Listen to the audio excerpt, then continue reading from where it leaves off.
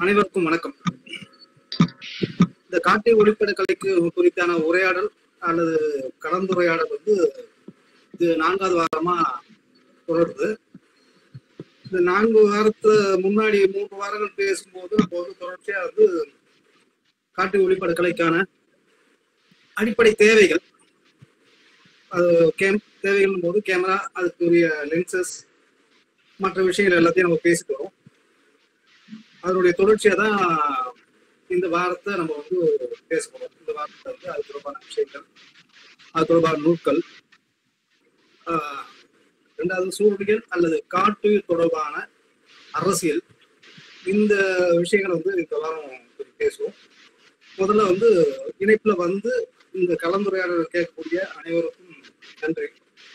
ஏன்னா இந்த மாதிரியான கலந்துரையாடல்ல அது இணையதளம் வழியா கேட்கக்கூடிய ஆட்கள் ரொம்ப குறைவான நபர்களே சொன்னதுதான். அந்த வகையில இது மாதிரி தொடர்ச்சியா 4 வாரமா ஒரே இதுல பாக்குறது கேட்கறதுன்றது மகிழ்ச்சியான செய்தியாக இருக்குது. இந்த காட்டு ஒளிப்பட கலைன்றது காட்டு ஒளிப்பட கலைக்கு தொடக்கம் பார்த்தீங்கன்னா போட்டோகிராஃபியோட தொடக்கமா பார்த்தோம்னா ஓவியம், ஆர்ட் ஃபார்ம் தான். இது ஒரு ஆர்ட் ஃபார்ம். போட்டோகிராஃபின்றதே ஒரு ஆர்ட் ஃபார்ம் தான். அந்த ஓவியம் ஆரம்ப காலத்துல ஓவியர்கள் நிலப்பரப்பையோ இல்ல பறவைகளோ இல்ல நீர்நிலைகள் மற்ற உயிரினங்களை இயற்கை ஒளியில வரைஞ்ச காலம் தொடக்க காலமா இருக்குது. அப்போ அவங்க பயன்படுத்தின வண்ணங்கள் பார்த்தீங்கன்னா இயற்கை வண்ணங்கள், இலைகள், களிமண், பூக்கள், இதுல நிறங்களை கொண்டு அதை பயன்படுத்திருக்காங்க. நம்மளுடைய ஆரம்ப கால குகை ஓவியங்கள்ல பாத்தீங்கன்னா நீங்க கேரளா மூணாறு ஒட்டி இருக்கக்கூடிய மறையூர் அந்த பகுதியெல்லாம் போனீங்கன்னா பழைய பழங்கற்கால சுவர் ஓவியங்களை பார்க்கலாம். அதுல பாத்தீங்கன்னா சிவப்பு வண்ணங்கள்ல கீரல் மாதிரி இருக்கும். அந்த கீரல் நம்ம உற்று நோக்கணும்னா பாத்தீங்கன்னா அது ஒரு மானம் இல்ல வளர்ப்பு உயிரினமா இருக்கக்கூடிய மாடு, இந்த மாதிரியான ஆடு, இந்த மாதிரியான உயிரினங்கள் அதுல இருக்கிறது தெரியும். அப்போ அந்த மாதிரியான ஓவியங்கள் தான் பார்த்து ரசித்த இல்ல வளர்ப்பு உயிரினமா இருந்த உயிரினங்களை மனிதன் ஆதி காலத்துல வரைஞ்சிருக்கான். அதனுடைய வளர்ச்சியா தான் ஓவிய கலைன்றது வருது. அது சிற்ப கலையா பரிணமிக்குது. அது ஒவ்வொரு தளங்கள்ல வெவ்வேறு வகையா வருது. அதனுடைய அடுத்த கட்ட இதுதான் அறிவியல் கண்டுபிடிப்பான கேமராக்கள். இந்த கேமராக்கள் வரும்போது தொடக்க காலத்துல ஒரு புகைப்படம் எடுக்கிறது 18 மணி நேரம் சூரிய ஒளியில வச்ச காலமா இருந்தது. அதுக்கு அடுத்து கொஞ்சம் பாக்ஸ் கேமரான்னு சொல்லக்கூடிய அது ஆரம்ப காலகட்டத்துல கேமராக்கள் வருது. அதோட தொடர்ச்சியா ஃபாஸ்ட் லென்ஸு, தொடர்புடைய லென்சஸ் எல்லாமே வருது. அதனுடைய அடுத்த கட்டமா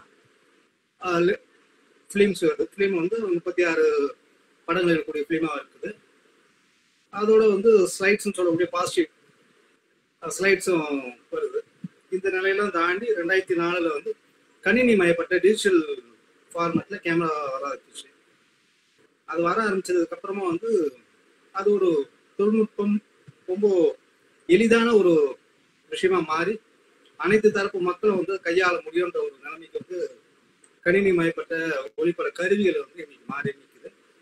அந்த வகையில அறிவியல் மிகப்பெரிய அளவுல வளர்ந்துருக்குன்னு சொல்லலாம். அப்போ போட்டோகிராஃபி 1800 மத்தியில தொடர்ந்து கண்டுபிடிக்கப்படுது. கேமரா கண்டுபிடிக்கிறது, போட்டோகிராஃபின்ற ஒரு துறை வளருது. காட்டு ஒளிப்பட கலைன்றது 1880களில் ஓரளவுக்கு இயங்குது, தொடங்குதுன்னு சொல்லலாம். முதல்ல இங்கிலாந்துல இருக்கக்கூடிய பிரிஸ்டல் ஜூல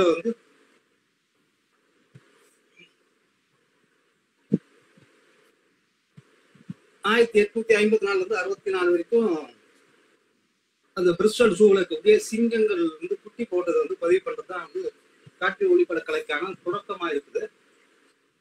அது பிரான்க்ன்ற ஒரு ஒளிப்பட கலைஞர் பதிவு பண்றாரு. அதை தொடர்ந்து 1880களில் ஜெர்மன் ஒளிப்பட கலைஞர் ஒட்டாமர்ன்ற ஒரு கலைஞர் பறவைகளோட செயல்பாடு, பறக்கிறது, இந்த மாதிரியான செயல்பாடுகளை பதிவு பண்றது அடுத்த கட்டத்தை நோக்கி நடக்குது. 1906 நேஷனல் ஜியோகிராபி சர்வதேச அளவுல புகழ் வாய்ந்த ஒரு மிக முக்கியமான ஒரு இதழ். அந்த இதழில் காட்டு ஒளிப்படம் அதனுடைய அட்டைப்படம் வெளிவருது. அதுதான் வந்து முதல் வைல்ட் லைஃப் போட்டோகிராஃபியா பார்க்கப்படுது. அந்த படத்தை எடுத்தது பார்த்தீங்கன்னா வந்து ஜார்ஜ் ஷெராஷ்ன்ற ஒரு ஒளிப்பட கலைஞர் எடுத்துக்காரு. அது 1906 ஜூலை மாதம் வந்து வெளிவருது. அவர் தான் வந்து காட்டு ஒளிப்பட கலைக்கான தந்தைன்றது வந்து இன்னைக்கு வரைக்கும் நினைவு கூடுறாங்க. பின்னாடி காலகட்டத்தில் அவர் வந்து அந்த ஸ்லோ லென்ஸை பயன்படுத்தி நிறைய படங்கள் எடுக்கிறாரு. அதனுடைய தொடர்ச்சியா வந்து நம்ம வந்து அடுத்தடுத்த காலகட்டங்களில் வந்து டேவிட் அட்டன்பரோட வந்து ஆந்தைகளுக்காக ஒரு கண்ணை இழந்த எரிக் ஆஸ்டின், அதை தாண்டி வந்து அடுபான், ஜேம்ஸ் அடுபான், இந்த மாதிரியான ஆளுமைகள் வந்து காட்டு ஒளிப்படக்கலையை வளர்த்து இருக்கிறாங்க. அதோட இணைந்த ஒரு விஷயமா காட்டுயிர் பாதுகாப்புன்றத வந்து வளர்த்து இருக்கிறாங்க. ஏன்னா காட்டு ஒளிப்பட கலைன்றது வந்து காட்டுயிர் பாதுகாப்போடு இணைஞ்சுதான் வந்து கடந்த 100 ஆண்டுகளுக்கு மேலா வருது. அந்த வழிகள் தான் நம்ம வந்து அதை தொடர்ந்து பார்க்க வேண்டிய தேவையா இருக்கு. அப்போ அந்த மாதிரியான விஷயங்கள் வரும்போது நம்ம வந்து காட்டு ஒளிப்பட கலை நம்ம பண்ணோம்னா என்ன மாதிரியான விஷயங்கள் தேவைன்றதை வந்து எடுத்துனாங்கலாம்.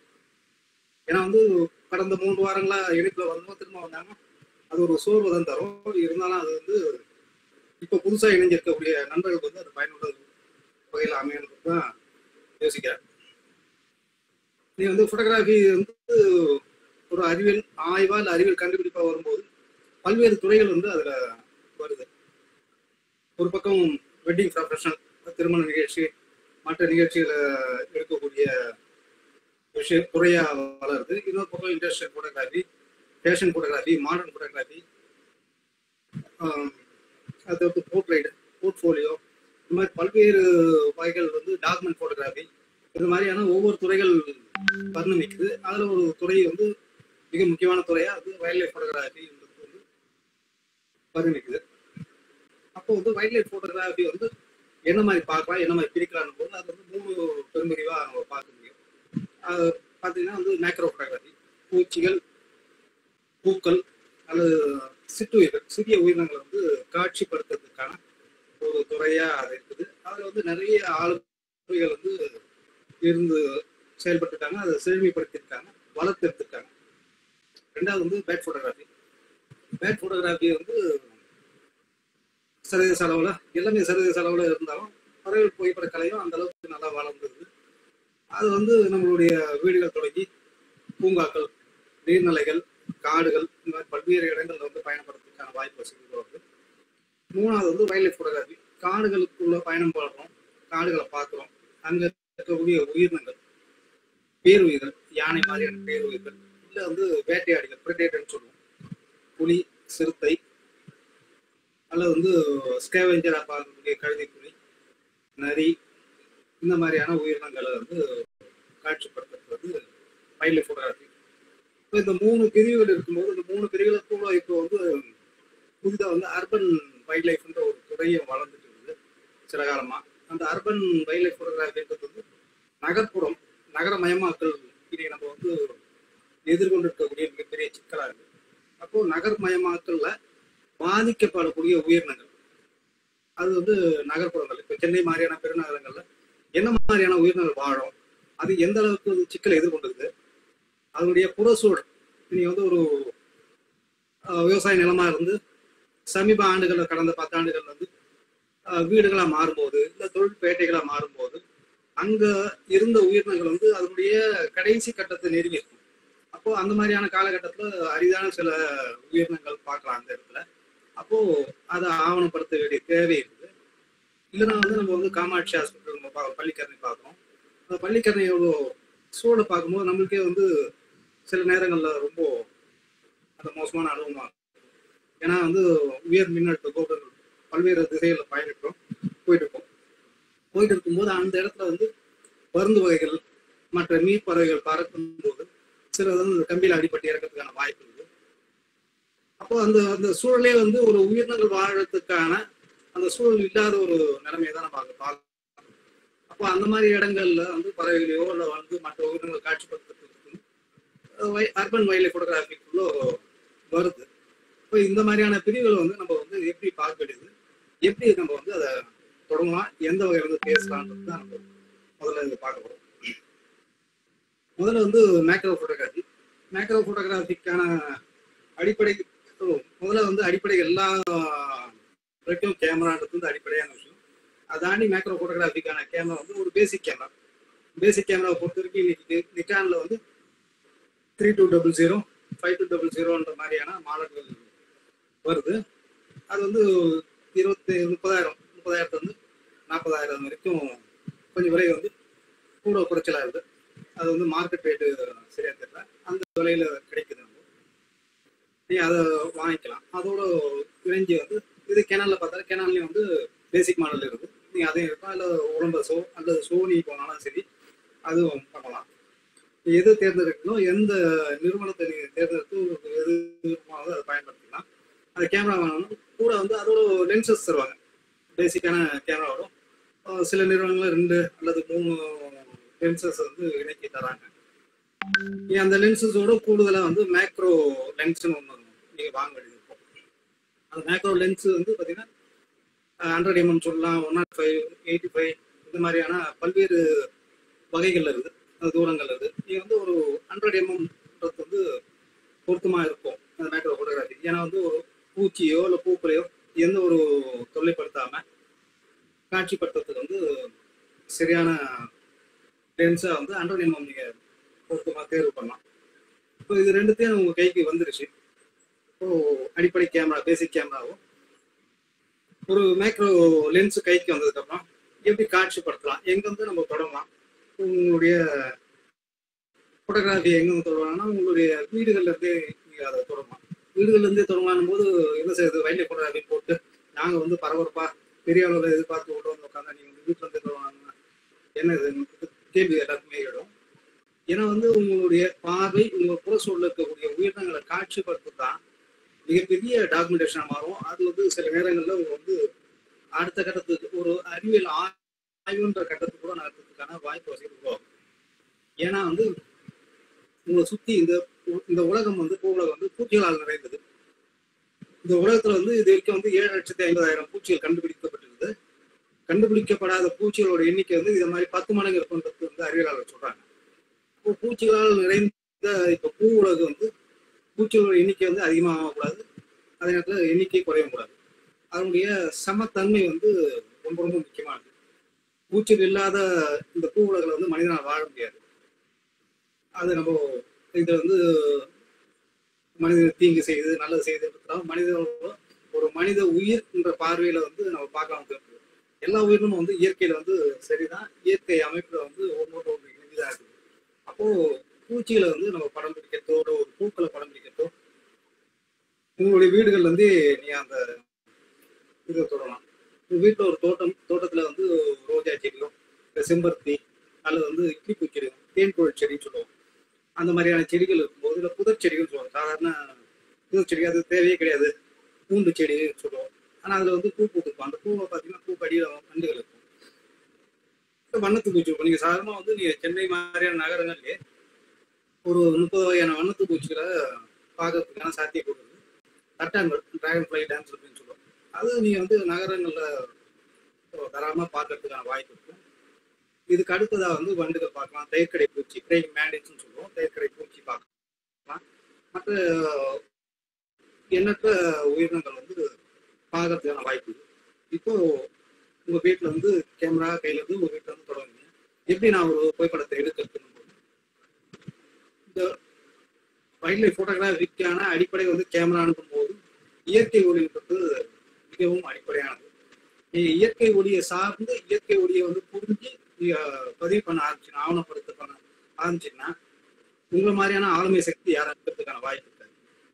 ஏன்னா வந்து இயற்கை ஒளி புரிஞ்சு நீங்க பதிவு பண்ண ஆரம்பிச்சதுதான் அடிப்படையான ஒரு விஷயமா பார்க்கப்படுது. ஆனா நீங்க வந்து அந்த இயற்கை ஒளியை நீங்க வந்து உருவாக்கணும். ஒரு பூச்சியை வந்து படம் எடுக்கிறதுக்கு போது நேரடியாக, ஏன்னா வந்து ரைட்டிங்கை பொறுத்த வரைக்கும் டைரக்ட் லைட் இருக்கும், சைட் லைட் இருக்கும், பேக் லைட் இருக்கும். அது ரிம் லைட்னு ஃபோட்டோகிராஃபி கேப்சர் சொல்லுவாங்க, ரிம் லைட்னு சொல்லுவாங்க. இப்போ இந்த 3 லைட்டை வந்து நீங்க வந்து ஒரு பூச்சியை அல்லது வந்து பூக்களை நீங்க பார்க்கும்போது உங்களுடைய பார்வை கோணத்துல பார்க்கும்போது எது சிறப்பா இருக்குது, அந்த இடத்துல வந்து உங்களுடைய செயல்பாடு வந்து அந்த உயிரினத்தை வந்து எந்த வகையிலும் தொல்லைப்படுத்தக்கூடாது. அந்த புற சூழலை எதுவும் பாதிப்பு ஏற்படுத்தாதற்கு டைரக்ட் லைட் இருக்கும் பட்சத்தில் அது சரியா இருக்குது. அதனுடைய பாடி பேட்டர்ன், ஏன்னா வந்து பூச்சிகளோட உடல் நிறங்கள் வந்து ரொம்ப முக்கியத்துவம் வாய்ந்தது. அதுல இருக்கக்கூடிய சில கீட்டுகளோ இல்ல வந்து வண்ண திட்டுகளோ வந்து ரொம்ப ரொம்ப முக்கியமான விஷயமா இருக்கும். ஏன்னா இந்த வண்ணத்திட்டை பத்தி சென்ற வாரம் ஒரு ஒரு சின்ன ஒரு செய்தி சொல்லியிருந்தேன். அது மாதிரி வந்து நிறைய விஷயங்கள் வந்து நம்ம வந்து பார்க்க முடியும். ஏன்னா வந்து ஒரு சாதாரண வண்ணத்து பூச்சி இருக்கலாம், அந்த சாதாரணமானதா நம்ம பொது பார்வைக்கு இருக்கலாம். ஆனா அதுல உடல்ல இருக்கக்கூடிய சின்ன நிறமோ இல்ல நிறத்திட்டோ இந்த கீற்றோ வந்து அதனுடைய வானில சில நேரங்கள்ல மட்டும் வந்துட்டு போகும். அந்த இனப்பெருக்க காலத்திலயோ இல்ல மற்ற நேரங்களையோ அந்த நிறத்திட்டு இருக்கும். அந்த நிறத்திட்டு வந்து இதுக்கு யாரும் டாக்குமெண்டேஷன் பண்ணாம இருந்திருப்பாங்க.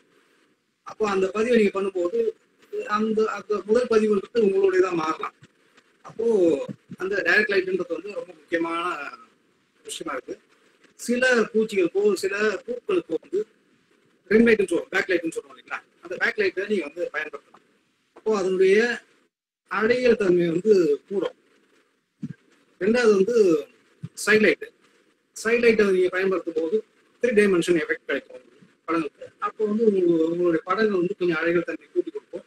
இதை வந்து நீங்க வந்து உங்களுடைய களத்துல இந்த ஃபீல்டுல நிற்கும் போது அது வந்து முழுமையா புரியும்.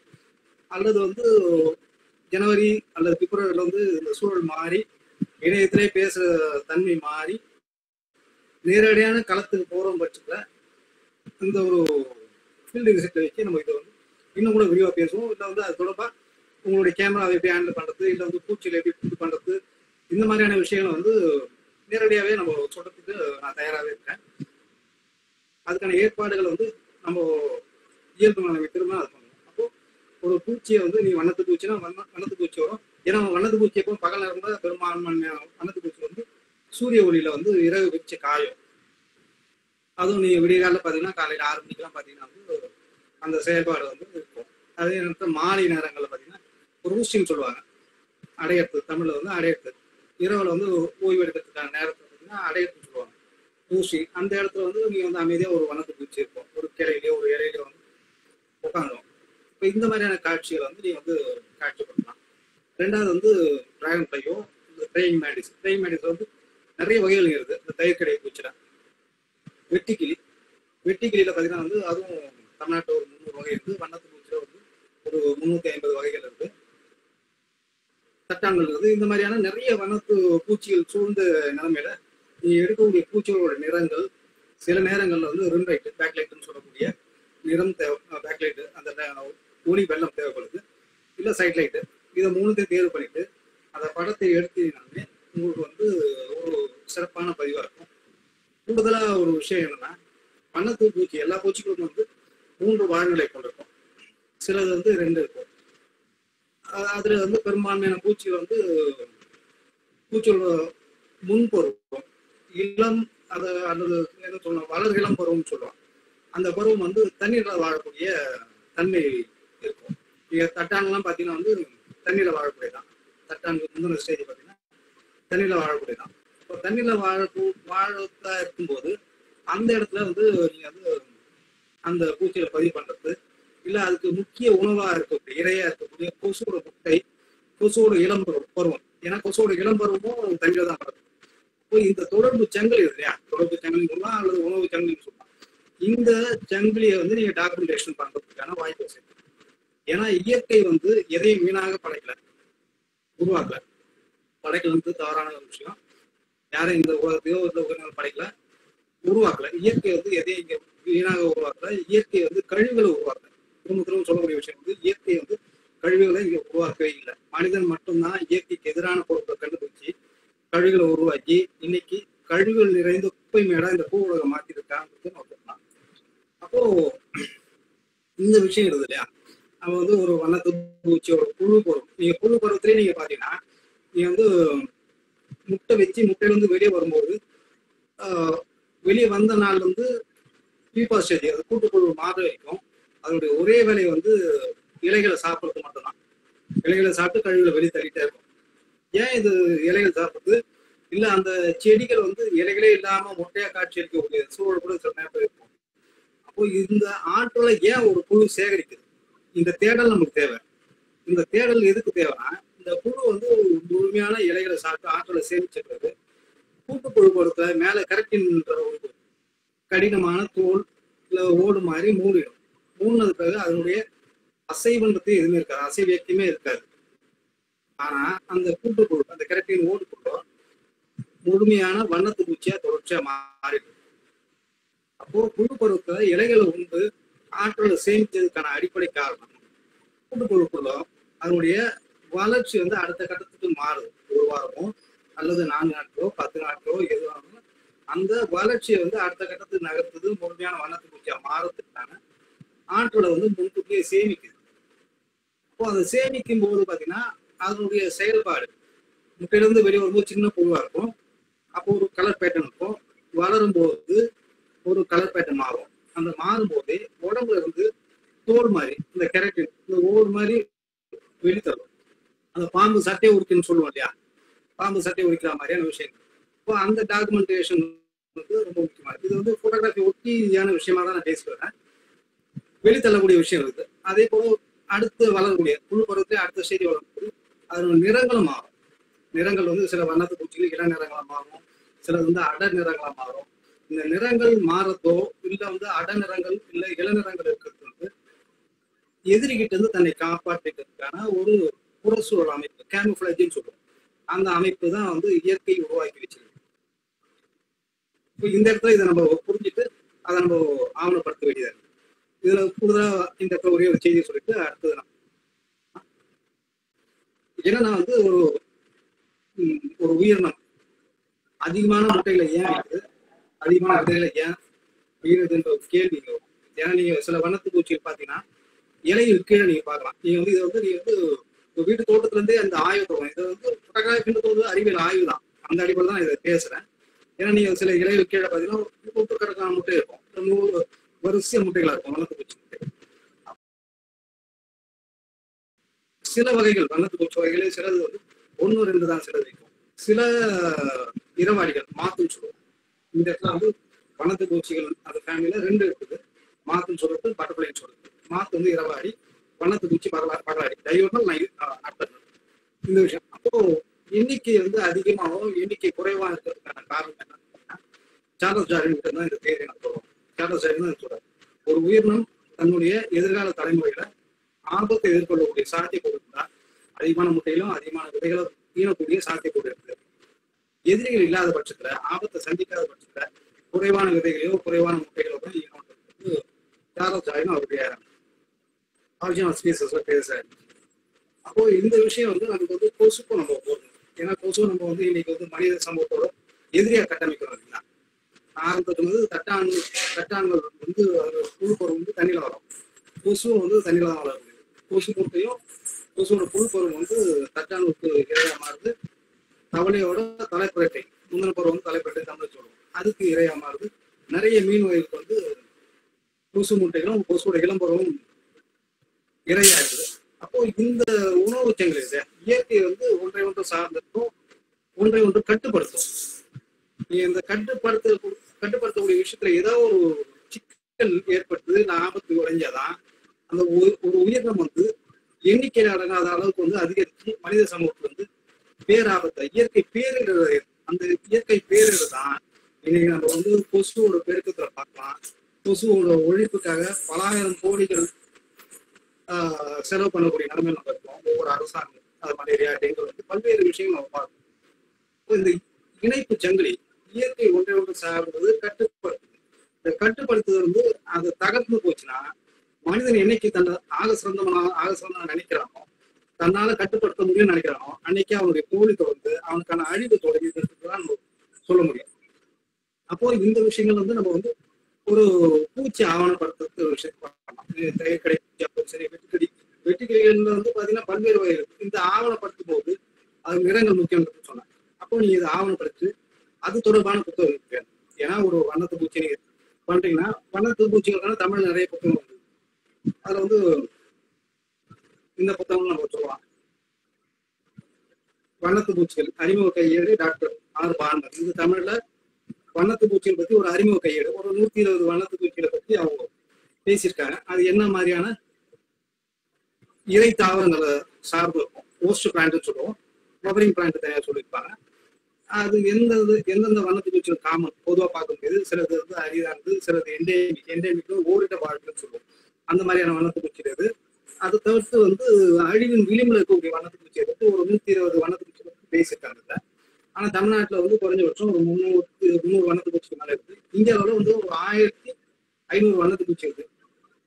வண்ணத்து பூச்சியை பத்தி தமிழ்ல ஆங்கிலத்துல Indian butterflies, the book of Indian butterflies ஒரு முக்கியமான புத்தகம் ஐசக் எஜிம்கர் இருக்கு.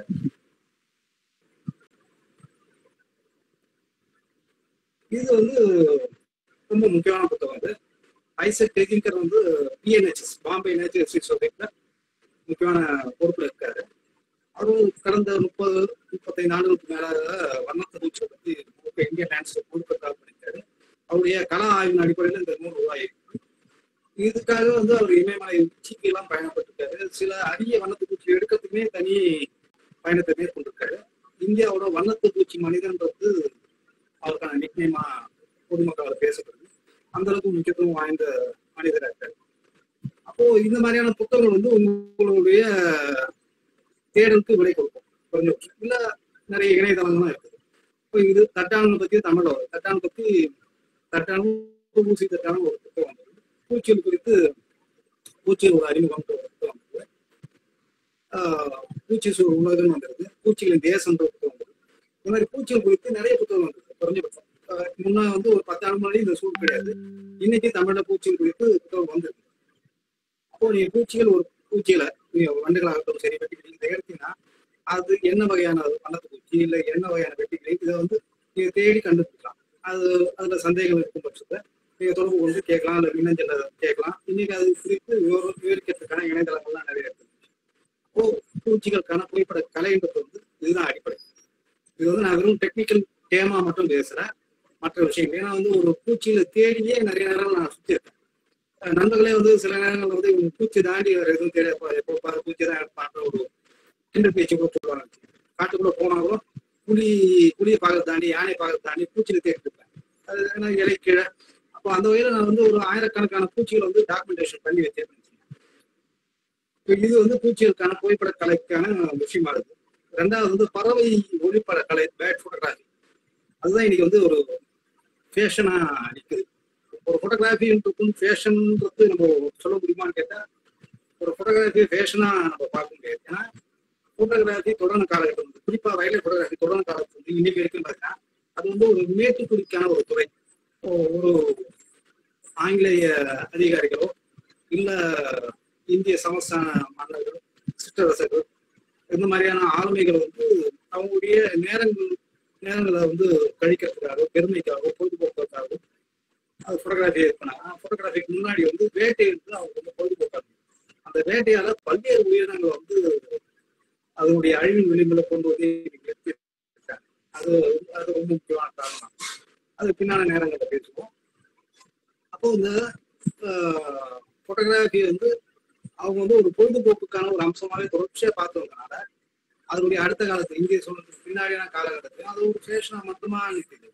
ஃபேஷனா மட்டும் நின்னது காரணத்துக்காக தான் இன்னைக்கு இருக்கும், கடந்த 10 ஆண்டுகள் இருக்கும் எளிய மனிதர்களால இதை வந்து அணுக முடியாத ஒரு சூழல் தான் இருக்குது. ஆனா இன்னைக்கு 2004க்கு பின்னாடி ஒரு கணினிமயப்பட்ட ஒளிப்பட வந்ததுக்கப்புறம் எளிய மனிதர்களால இதை அணுக முடியும், அதுல வந்து ஆளுமை செலுத்த முடியும், சாதனை படைக்க முடியுன்ற ஒரு நிலைமை வந்து இன்னைக்கு மாறிடுது. அதுக்கான விஷயங்கள் வந்து நிறைய நடந்திருக்கு. அப்போ பேட் போட்டோகிராஃபில பாத்தீங்கன்னா வந்து நமக்கு வந்து டாக்டர் சலிமணியில இருந்து டேவிட் அட்டன்பரோல வந்து நிறைய ஆளுமைகள் வந்து பயணிச்சு வந்திருக்காங்க, அந்த துறையை செழுமைப்படுத்திருக்காங்க, பல்வேறு புதிய விஷயங்களை கண்டுபிடிச்சிருக்காங்க. இப்போ பறவை ஒளிப்பட கலைக்கான அடிப்படை தேவை என்னன்னா இங்க வந்து அடிப்படை கேமரா, பேசிக் கேமரான்றது தாண்டி ஒரு மிட்ரேஜ் கேமரா தேவைப்படுது. ஒரு 60,000 அல்லது 70,000 விலையில வந்து நிக்கான்ல 7200 மாதிரி, ஏனால வந்து 6D மாதிரியான கேமரா தேவைப்படாது. அதனுடைய விலை பார்த்தீங்கன்னா 60 70 அல்லது 75 இருக்கும். இந்த கேமராக்களும் அதுக்கு பொருத்தமா இருக்கக்கூடிய லென்சஸ் நிக்கான்ல வந்து 75-300 லென்ஸ் கொண்டு வராங்க. அதுக்கு அடுத்தது பார்த்தோம்னா கேனான்ல வந்து 100-400 லென்ஸ் வெளியிடுறாங்க. அடுத்து சிக்மா கேமரான்ற மாதிரியான மற்ற நிறுவனம் வந்து நிக்கானுக்கு சூட்டப்படாவும் கேனானுக்கு சூட்டப்படாவும் லென்ஸ் எடுத்து வெளியிட்டிருக்காங்க. அதில் 175-500 இல்லை 200-600 இந்த மாதிரியான தூரங்கள்ல லென்ஸ் வெளியிடும். இந்த லென்ஸ்ல வந்து உங்களுடைய பொருளாதார சூழல் எது பொருத்தமா அமைதோ அந்த கேமராவையும் அதுக்கான லென்ஸை நீங்க தேர்வு பண்ணிக்கீங்க. நீங்க வந்து உங்களுடைய பேட் போட்டோகிராஃபி சொல்லலாம். ஆனால் ஃபேஷன்ற கட்டத்தை தாண்டி ஒரு அறிவியல் ஆய்வு இல்லை டாக்குமெண்டேஷன்ற அடிப்படையில் நீங்க போனீங்கன்னா உங்களுடைய பாதை வந்து ஒரு மிக சிறந்த பாதையாக அமையும். உங்களுக்கான எதிர்காலம் வந்து சிறப்பாக இருக்கும். இங்க வந்து மணி ஓரியன்ட் ஒரு விஷயமும் தமிழ்நாட்டில் வைல்ட் லைஃப் போட்டோகிராஃபி கிடையாது. இது போன வாரமா சொல்லியிருக்கேன். ஆனால் அதை தாண்டி வந்து ஒரு அறிவியல் ஆய்வா நீங்க வந்து அது பார்த்து செயல்பட முடியும். சில உச்சங்களை தொடர்றதுக்கான வாய்ப்பு அது இதுவும் நம்ம வந்து எங்க தொடங்கலாம் போது உங்களுடைய வீடுகள்ல இருந்தே தொடங்கலாம். மைக்ரோ போட்டோகிராஃபி வந்து வீடுகள் வந்து தொடங்குறீங்க. உங்க வீட்டுக்கு அருகில் இருக்கக்கூடிய பூங்காக்கள் இல்ல நீர்நிலைகள் இந்த மாதிரி இடங்கள்ல வந்து நீ அந்த விஷயங்கள் தொடங்கலாம். பேட் போட்டோகிராஃபிக்கும் அதனுடைய அதே விஷயம் வீடுகள், தோட்டங்கள், பூங்காக்கள், வீடுகளுக்கு அருகில் இருக்கக்கூடிய பூங்காக்கள், நீர்நிலைகள். இப்போ சென்னைனா சென்னையை ஒட்டி இருக்கக்கூடிய பள்ளிக்கட்டு, சிறுதாவூர் ஏரி, மாதவரம் ஏரி, தியோசபிக் பார்க், கிடையாது தியோசபிக் பார்க், கிண்டி தேசிய பூங்கா, கிண்டி சிறுவர் பூங்கா, அது பின்புறம் வந்து கிண்டி தேசிய பூங்கா. இந்த மாதிரி இடங்கள்ல நீங்க சென்னைக்குள்ளே தேர்வு பண்ணிக்கலாம். மற்ற இடங்கள்ல அந்தந்த மாவட்டங்களை பொறுத்து நீர்நிலைகள் நிறைய இருக்கும். அந்த நீர்நிலைகளை ஒட்டிய பறவைகள் நிறைய இருக்கும். இந்த இடங்களை தேர்வு பண்ணிட்டீங்கன்னா நீங்க வந்து சாண்டிஃபை அல்லது வந்து அண்டர் இந்த லென்ஸை நீங்க வந்து ஆரம்பத்தில் பழகலாம். பழகும்போது என்ன மாதிரியான பறவைகளை நீங்க தேர்வு பண்ணலாம்? சென்னையை பொறுத்த வரைக்கும் குறைந்தபட்சம் ஒரு 60 வகையான பறவைகள் வந்து சென்னையில பார்க்கலாம். காகத்துல இருந்து சிட்டுக்குருவி, தேன் சிட்டு, தையல் சிட்டு, நாகனவாய். நாகனவாய்ன்றது வந்து ஒரு புதிய பேராது விஷயம். மைனா வந்து தமிழ் சொல்லுவோம், வடமொழி. அப்போ இந்த மாதிரியான விஷயங்களை நம்ம பறவைகளை பார்க்க முடியும். கிளிகள் பார்க்கலாம், ஆந்தைகள். அது சென்னைக்குள்ளேயே ஒரு 4-5 வகையான ஆந்தைகளை பார்க்கலாம். சட்டை கொடுக்குறாங்க. அது ஆந்தைகள் வந்து இரவாரிகள். அதுல வந்து நான் அடுத்து வேலை கூட பேசி முடிச்சது நாட்டம் இரவு நேரத்தில் செயல்படக்கூடிய உயிரினங்களை எடுத்து நான் சொல்றேன். இந்த மாதிரியான விஷயங்களை நம்ம வந்து கவனிச்சுன்னா இந்த மாதிரியான பறவைகளுக்கு வந்து உங்ககிட்ட இருக்கக்கூடிய அண்டர் லென்ஸே பொருத்தமா இருக்கும். வீடுகளில் இருக்கும் பட்சத்தில் வீட்டுல இருந்து நீங்க தொடங்குறீங்கன்னா ஒரு தேன் சிட்டு, ஒரு நெஸ்ட் மேட் எடுத்து இல்லை கூடு கட்ட வந்து ஒரு தோட்டம் இருக்கக்கூடிய ஒரு செடியில ஒரு வீட்டுல வந்து புது மரத்துல கூடு கட்ட வருதுன்னு போது அதை நீங்க வந்து ஆவணப்படுத்தி போகலாம். ஏன்னா நம்ம தமிழ்நாட்டுல 450 வகையான பறவை இருக்கு. இந்தியாவில ஒரு 10,000க்கு மேற்பட்ட பறவை இருக்கு. சாரி, இந்தியாவில 1320 பறவை இருக்கு. உலக அளவுல 10,000க்கு மேற்பட்ட பறவை இருக்கு. அதுல வந்து நிறைய இனங்கள் வந்து அழிவு. தமிழ்நாட்டில் இருக்கக்கூடிய பறவைகளோட வாழ்வியல் செயல்பாடுகளை வந்து போட்டோகிராஃபி டாக்குமெண்டேஷனா இங்க யாருமே பதிவு பண்ணாங்க.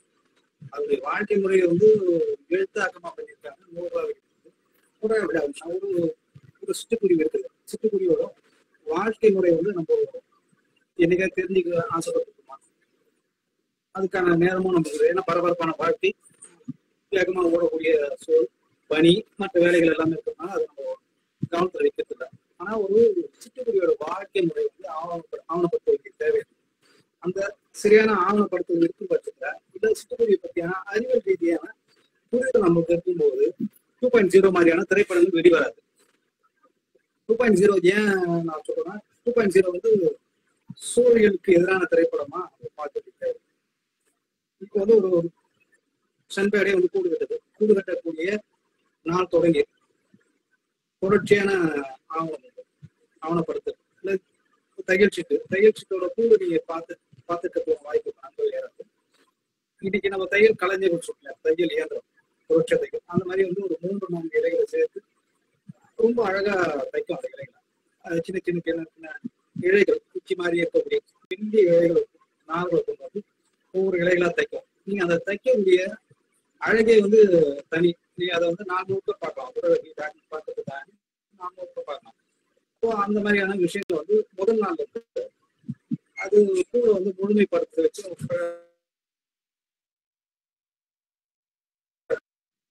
பண்ணிக்கலாம். வாய்ப்பு இருந்தா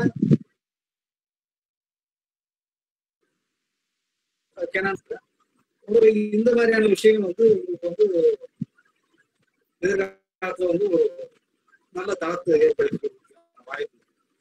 இது பண்ணும்போது அந்த பறவைக்கோ அதனுடைய கூட்டுக்கோ இல்ல அது இருக்கக்கூடிய புறச்சூழலுக்கோ எந்த பாதிப்பு ஏற்படுத்த கூடாது அடிப்படை ஆரம்பம். இந்த விஷயத்தை கவனத்தை வச்சு நீ அதை பண்ணும்போது சரியா இருக்கும். ஒவ்வொரு நாளும் வந்து ஒரு பொருத்தமான இடத்துல அப்போ வந்து இயற்கை ஒளி வரக்கூடிய சூழல் காலை மாலை நேரங்களில் எந்த இடத்துல இருக்கலாம் ஒரு 60 நாட்கள்ல ஒரு சன்பாடு தேய்ச்சிட்டு கூடு கட்ட ஆரம்பிச்சு முட்டை வச்சு குஞ்சுகள் வந்து அது இளம் குஞ்சுகளை வளர்த்து வெளியே வந்து 60 நாட்களுக்கு ஒரு ஆண்டு அந்த 60 நாட்கள்ல ஒரு முழுமையான ஆவணத்தை ஒரு டாக்குமெண்டேஷனா நீங்க வந்து பார்க்கலாம். அதை நீங்க வீடியோகிராஃபி பண்ணும்போது அடுத்த தளத்தை நோக்கி நீங்க நகர்த்துறீங்க. அந்த மாதிரியான ஆய்வுகளோ அந்த மாதிரியான டாக்குமெண்டேஷனும் உங்களுக்கு எதுவுமே கிடையாது. வயலை பொறுத்திருக்கும் ஏதாவது சில உயிரினங்களுக்கு இருக்கலாம், பெரும்பான்மையான உயிரினங்களுக்கு இல்லை. அது வந்து பூச்சிகளுக்கும் போடணும், உயிரினங்களுக்கும் போடணும், பறவைக்கும் போடணும். இது வந்து நீங்க வீட்டுல இருந்து தொடரலாம். இல்லை வந்து ஒரு நீர்நிலை நீங்க பள்ளிக்கரணை போடணும். பள்ளிக்கரணையில பார்த்தீங்கன்னா ஒரு 7 வகையான பறவைகள் பார்க்கலாம். அதுல வந்து பெரும்பான்மையாக நீர்ப்பறவை வாட்டர் பேட்ஸ் சொல்லுவோம். சிலது வந்து வேடல்ஸும் வருது. கரையோர பறவை வந்து தமிழ் சொல்லுவோம் வேடல்ஸ். அந்த மாதிரியான பறவைகள் நீங்க பார்க்க முடியும். லேண்ட் பேட்ஸும் பார்க்கலாம். தரையில வாழக்கூடிய பறவைகளையும் நீங்க பார்க்கலாம். 20 வகையான வண்ணத்து பூச்சிகளை வந்து பள்ளிக்கரணையில் பார்க்கலாம். மற்ற பூச்சி நம்ம நிறைய பார்க்கணும். சுற்றுலா பார்க்கலாம். வந்து கீரி மாதிரியான சில உயிரினங்கள்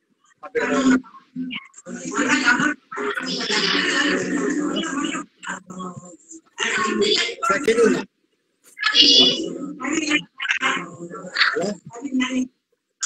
கேக்குதுங்களா?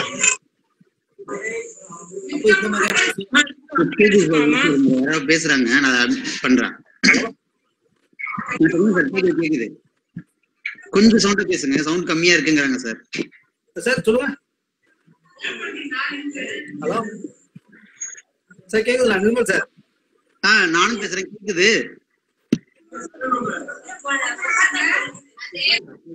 சார். கேக்குதுங்களா?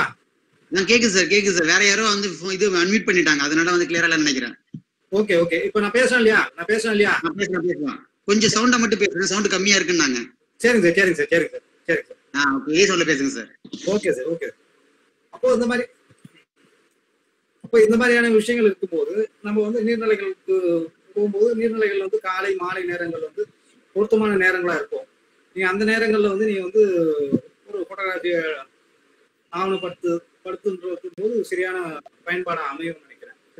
அப்போ அந்த இடத்துல இருந்து நம்ம வந்து பார்க்கலாம். ஒரு பேர்ட்ஸ், ஒரு வலசை பறவைகள் தமிழ்நாட்டில் வந்து ஒரு 120 வகையான பறவைகள் வந்து வலசை பறவைகளா வருது. இந்திய அளவில் ஒரு 400க்கும் மேற்பட்ட பறவைகள் வந்து மைக்ரேஷன் பேர்ட்ஸா இருக்கு. இந்த மைக்ரேஷன் பேர்ட்ஸை வந்து நம்ம ஆவணப்படுத்தும் போது அது எந்த நாட்டுல இருந்து வருது, அதனுடைய வாழ்வியல் சூழல் எந்த மாதிரி இருக்கு, அதனுடைய பாதை, வலசை பாதை, மைக்ரேஷன் ரூட்னு சொல்லுவோம், அந்த மாதிரியான பாதை வந்து எதனைக்கு வருது, இந்த மாதிரியான பல்வேறு விஷயங்கள் நம்ம வந்து அது மூலியமா தெரிஞ்சுக்கலாம். இதெல்லாம் வந்து அறிவியல் தாண்டி ஒரு நிலப்பரப்பு சார்ந்து எல்லா விஷயமும் வந்து இந்த சுற்றுச்சூழல் காட்டு ஒளிப்பட கலையில அடங்கிடுது. இது வந்து வெறும் வைல்ட் லைஃப் போட்டோகிராஃபின்றதை தாண்டி நிறைய புத்தகங்களுக்கு தேட முடியும், வாசிக்க முடியும். பல்வேறு செய்திகள், பல்வேறு நாடுகளோட நிலப்பரப்பு, அது தாண்டி வரக்கூடியது, பல்வேறு நிலப்பரப்புல இருக்கக்கூடிய நீர்நிலைகள், அதனுடைய தன்மை எல்லாத்தையும் நீங்க தெரிஞ்சுக்கிறதுக்கான வாய்ப்பு வச்சுருவாங்க. அப்போ நீங்க வந்து உள்நாட்டு வலசை பறவைகளும் இருக்கு. இப்போ பிளமிங்கோ மாதிரியான பறவைகள் வந்து உள்நாட்டு வலசை பறவைகள். ரன் ஆஃப் கட்சியில் வந்து சில்கா ஏரியில் வந்து அது வந்து தொடர்ச்சியா வருது. இந்த மாதிரியான விஷயங்களை நீங்க ஆவணப்படுத்தலாம். அதை ஆவணப்படுத்தும் போது கண்காட்சிகள் ஏற்படுத்துறது பண்றதோ இல்லை வந்து போட்டோகிராஃபி காம்படிஷன் நடத்துறது, மற்ற விஷயங்களும் நீங்க பண்ணலாம். அது தொடர்பான எழுத்தாக்கத்திலே நீங்க ஈடுபடலாம். ஒரு எழுத்து வந்து மேம்படுத்தலாம். உங்களுடைய எழுத்து, உங்களுடைய அனுபவம், நீங்க வந்து ஒரு தேம்ஸ்லையோ இல்லை வந்து ஒரு பள்ளிக்கட்டிலேயோ ஒரு நீர்நிலையில தொடர்ச்சியா ஒரு பறவையோட செயல்பாடு இருக்கும் பட்சத்தில் ஒரு அதுக்கான அனுபவம் கிடைக்கும் இல்லையா? ஒவ்வொரு முறையும் நீங்க வந்து ஆவணப்படுத்தும் போது கிடைக்கக்கூடிய அனுபவங்கள், மற்ற உயிரினங்கள் பார்க்கும்போது அந்த சந்தர்ப்பத்தில் பார்க்கும்போது கிடைக்க அனுபவங்கள், இதை தொகுத்து ஒரு ஒரு கட்டுரை வடிவத்துல பதிவு பண்ணும்போது உங்ககிட்ட இருக்கக்கூடிய மறைஞ்சிருக்கக்கூடிய எழுத்தாளர்களுக்கு வந்து வெளி உலகத்துக்கு தெரிய வருவாங்க. அப்போ இது வந்து பல்வேறு பரிமாணங்களை கொண்டிருக்கக்கூடிய ஒரு துறையாக தான் நம்ம பார்க்கணும். இப்போ மூணாவது வந்து வைல்ட் லைஃப் போட்டோகிராஃபி. காடுகளுக்குள்ள பயணப்படுறது.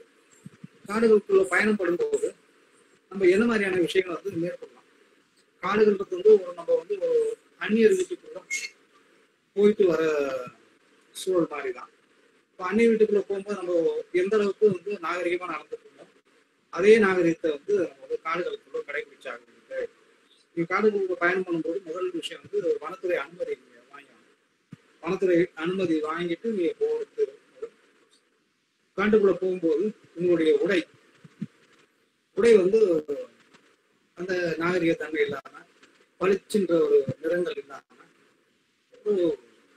அந்த காடுகளுக்கு நிறங்கள் அதுக்கு ஒத்து போடக்கூடிய கேமோஃபிளேஜ், நம்ம ஆரம்பிச்சு சொன்ன கேமோஃபிளேஜ், அந்த மாதிரியான நிறங்களோட அடர் பச்சை நிறம் அல்லது மண்ணிறம் அல்லது வந்து நீல நிறம், இந்த மாதிரி வந்து பளிச்சிடும் நிறம் இல்லாம கொஞ்சம் அடர் நிறத்தோட மண் நிறத்தோட இருக்கிற பட்சத்துல சரியாக இருக்கும்.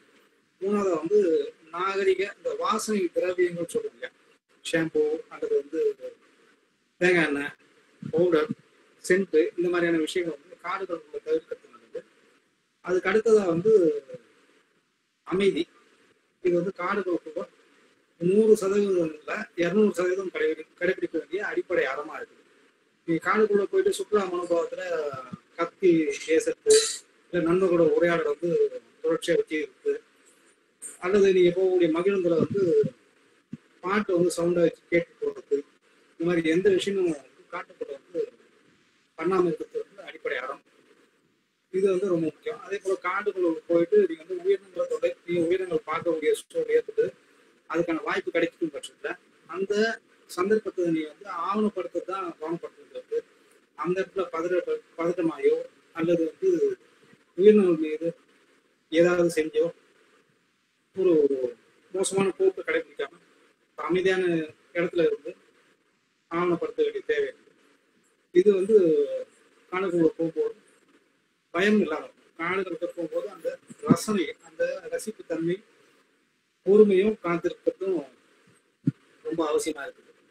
இதுதான் வந்து வைல்ட் லைஃப் போட்டோகிராஃபிக்கான கேமரான்னு பார்த்தீங்கன்னா, கேமரா பிக்சர் பார்த்தீங்கன்னா மிட்ரேஜ் கேமராவே சரியான தேர்வாக இருக்கும். லென்ஸை பொறுத்த வரைக்கும் கேனான் பொறுத்தது 70-200 லென்ஸ் வந்து வைல்ட் லைஃப் போட்டோகிராஃபி சரியா இருக்கும். நிக்கானில் போனா 75-300 பொருத்தமான இயற்கை ஒளியும் வந்து அதனுடைய சூழலை பொறுத்து நம்ம வந்து வைல்ட் லைஃப் போட்டோகிராஃபி பண்ணுவோம். நீங்கள் அந்த இடத்துல வந்து நீங்கள் வந்து உங்களுக்கு ஏற்ற மாதிரியான ஒளி வெள்ளமோ உங்களுக்கு ஏற்ற மாதிரியான மாற்றி அமைக்கிறோ எதுவுமே அங்கே வந்து வாய்ப்பு இல்லை. என்ன வாய்ப்பு சூழல் கிடைக்குதோ அந்த சூழலுக்கு ஏற்ற மாதிரி தான் அங்கே பதிவு பண்ண வேண்டிய வாய்ப்பு வசதி அமையும். அப்போ இந்த மாதிரியான விஷயங்களை நீங்க கவனத்தில் எடுக்கலாம். மூணாவதா வந்து நம்ம அறத்தை சொன்ன மாதிரி நாக்டர்னல் அனிமல்ஸை போட்டோகிராஃபி பண்ணும்போது கூடுதலா வந்து லென்ஸ் ஃபிளாஷ் தேவைப்படுது. இப்போ ஃபிளாஷ் வந்து பல்வேறு நிறுவனங்கள் வந்து பல்வேறு விலைகள்ல தராங்க. அது வந்து 8000, 10,000, 30,000, 40,000 கிடைக்குது. இதே தான் இது நாக்டர்னல் அனிமல்ஸ் சொல்லும் போது இந்த பூவுலகில் பரிணமிச்சிருக்கக்கூடிய உயிரினங்கள்ல ஒரு 10% அல்லது 8% நாக்டர்னல்ல பரிணமிச்சிருக்கு. இரவு நேரத்தில் செயல்படக்கூடியதுதான் பரிணமிச்சிருக்கு. அந்த வகையில வந்து ஏற்கனவே சொன்ன மாதிரி வனத்துறைக்கிற ஒரு பிரிவு வந்து மாற்று. அது வந்து பெரும்பாலும் பார்க்கும்போது வனத்துறைக்கு மாதிரியே இருக்கும். ஆனால் இவைகள் எப்பவுமே கிடைமட்டத்தில் இருக்கும். ஆண்டனா வந்து கொஞ்சம் தடிமானாகவும் இருக்கும். இளநிறங்கள் இருக்கும். சில வயல் மட்டும் அடர் நிறங்கள் பார்க்கலாம். நீ மாத்து குறித்த அந்த ஆங்கிலத்தில் இந்த சமயத்தில் ஒரு முக்கியமான புத்தகம் அது பயன்படும். அது மற்றும் வந்து தைக்கடை பூச்சியோ மற்ற பூச்சிகள் வந்து நிறைய பார்க்கலாம். இரவு நேரத்தில் செயல்படக்கூடிய உயிரினங்கள் நீங்க பார்க்கலாம். மேடிக்ஸ் பார்க்கலாம். மற்ற வெட்டிக்கு வகைகளும் பார்க்கலாம். இப்போ இரவு நேரத்தில் பார்க்கக்கூடிய உயிரினங்களை காட்சிப்படுத்தும் போது flash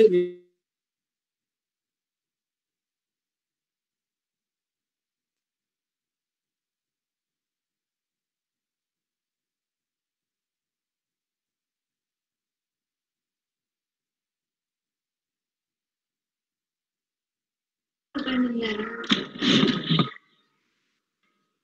sir,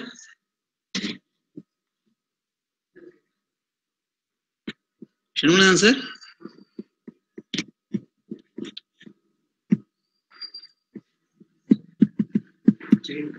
chain sir.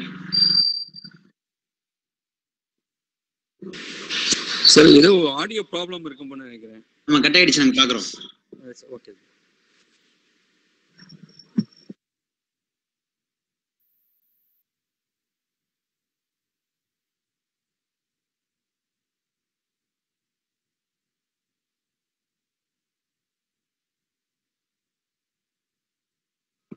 Chain sir, 2 minutes இருங்க, வந்துடுறோம். சார் கேக்குதுங்களா சார்? சாரி, இங்க கரண்ட் கட்டாச்சு. சார் வணக்கம். வணக்கம் சார், கண்டினியூ பண்ணுங்க சார். ஒன்றும் இங்க மின்சாரம் கட்டாச்சு. அது சிஸ்டத்துக்கு வந்து ஜியோ ஃபைபர் நெட் கொடுத்துருந்தேன், அது கட்டாச்சு. இப்போ மொபைல்ல இருந்து நான் இணைச்சிருக்கேன். மன்னிக்கணும், அனைவருக்கும் வருத்தம் தெரிவிச்சிருக்கேன். அப்போ எது அந்த வைல்ட் லைஃப் போட்டோகிராஃபி, இந்த வைல்ட் லைஃப் போட்டோகிராஃபில பாத்தீங்கன்னா இந்த விஷயங்கள் நீங்க வந்து கவனத்துல வச்சிருக்கணும். உயிரினங்களை வந்து தொல்லைப்படுத்துறது வந்து அந்த பாதுகாப்புக்கு எதிரான நிலைமையை தான் உங்களுக்கு கொண்டு போய் சேர்க்கும். அது தொடர்பாக வந்து விரிவான விஷயங்களை போன வாரம் பேசியிருக்கேன். ஏன்னா வைல்ட் லைஃப் போட்டோகிராஃபில எது பண்ணும் எது பண்ணக்கூடாதுன்ற விஷயத்துல வந்து இன்னைக்கு இளைஞர்கள் என்ன மாதிரி நடந்துக்கிறாங்கிறது வந்து சென்ற வார பதிவுல நான் நிறைய பேசியிருக்கேன். அது வாய்ப்பு இருந்தால் நண்பர்கள் அதை கேட்டு பார்க்கலாம். அப்போ அந்த மாதிரியான விஷயங்களை வந்து தவிர்த்துட்டு ஒரு போட்டோகிராஃபியை வந்து ஒரு பாதுகாப்புக்கான கன்சர்வேஷனிஸ்டா நீங்க வந்து ஒரு வைல்ட் லைஃப் போட்டோகிராஃபர்ன்றதை தாண்டி வைல்ட் லைஃப் கன்சர்வேஷனிஸ்டா பரிணமிக்க வேண்டிய தேவைதான் இன்னைக்கு அதிகமா இருக்குது. ஏன்னா இந்த பூ உலகு வந்து பாத்தீங்கன்னா கடந்த 2019 ஆகஸ்ட்ல லிவிங் பிளானட் ஒரு ஆய்வறிக்கை வெளியிடும் போது 60% உயிரினங்கள் வந்து நம்ம இந்த பூமி இழந்துக்குதுன்றது சுட்டி காட்டியிருக்காங்க. இப்போ 60% வந்து எவ்வளவு ஒரு மோசமான போக்கு. ஏன்னா மனிதன் இந்த புவியில வந்து ஆக கடைசியா தோன்றிய உயிரினத்தை நம்ம திரும்ப கவனித்து வச்சுக்கணும். ஆனா இன்னைக்கு வந்து இந்த மனிதனால இல்ல மனித சமூகத்தால 60% உயிரினம் வந்து இந்த புவியை விட்டு போயிருக்குதுன்னா நிச்சயம் இருக்கக்கூடிய 40% உயிரினத்தையே நம்ம காப்பாற்றணும். அந்த காப்பாற்றுறதுக்கான ஒரு முக்கியமான அறிவியல் கண்டுபிடிப்பாவோ இல்ல ஒரு டூலாவோ வந்து போட்டோகிராஃபியை நம்ம பயன்படுத்த வேண்டிய தேவை இருக்குதுன்னு இந்த இடத்துல நான் சொல்ல வேண்டிய அவசியம் இருக்குதுன்னு நினைக்கிறேன். அப்போ இந்த மாதிரி நம்ம ஒரு விஷயத்த நம்ம பண்ணும்போது உங்களுடைய தேவைகளை பொறுத்து நம்ம வந்து பார்க்க வேண்டியது இருக்கு.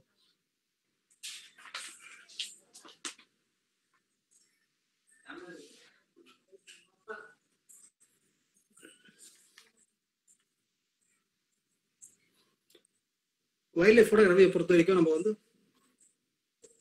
டேவிட் அட்டன்பரோ தெரியாத நண்பர்கள் இருக்க மாட்டாங்க. டேவிட் அட்டன்பரோ பாத்தீங்கன்னா வந்து ஒரு சிறந்த ஒளிப்பட கலைஞர், அதை தவிர்த்து ஆவணப்பட இயக்குனர். பல்வேறு உயிரினங்களை வந்து இந்த மனித சமூகத்துக்கு அறிமுகப்படுத்தியவர். பல்வேறு ஆவணப்படங்கள் 10க்கும் மேற்பட்ட ஆவணப்படங்களை இயக்கியிருக்காரு. பறவைகள், காற்று, இந்த மாதிரி பல்வேறு உயிரினங்கள் சார்ந்து நிறைய நூல்களை எழுதியிருக்காரு. பிபிசியில வந்து மிக முக்கியமான ஆளுமையா இருந்திருக்காரு. பிபிசிக்காக நிறைய ஆவணப்படங்களை இயக்கியிருக்காரு. இந்த புவியில அவருடைய காலடி படாத இடங்கள்ன்றது வந்து ரொம்ப குறைவா தான் இருக்குன்ற மாதிரி சொல்லலாம். அவர் வந்து ஒரு புகைப்பட கலைஞராகவும் பல்வேறு போட்டோகிராஃபர்ன்றதை தாண்டி அந்த எல்லைகளை தாண்டி பல்வேறு துறைகள்ல வந்து பரிணமிச்சதுக்கான காரணம் வந்து அவருடைய தேடல் தான். தொடர்ச்சியான தேடலும் காற்றின் மீதான அக்கறையும் பாதுகாப்பும் தான் அவர் வந்து இந்த உயர்ந்த நிலைக்கு கொண்டு போய் சேர்த்துக்குது.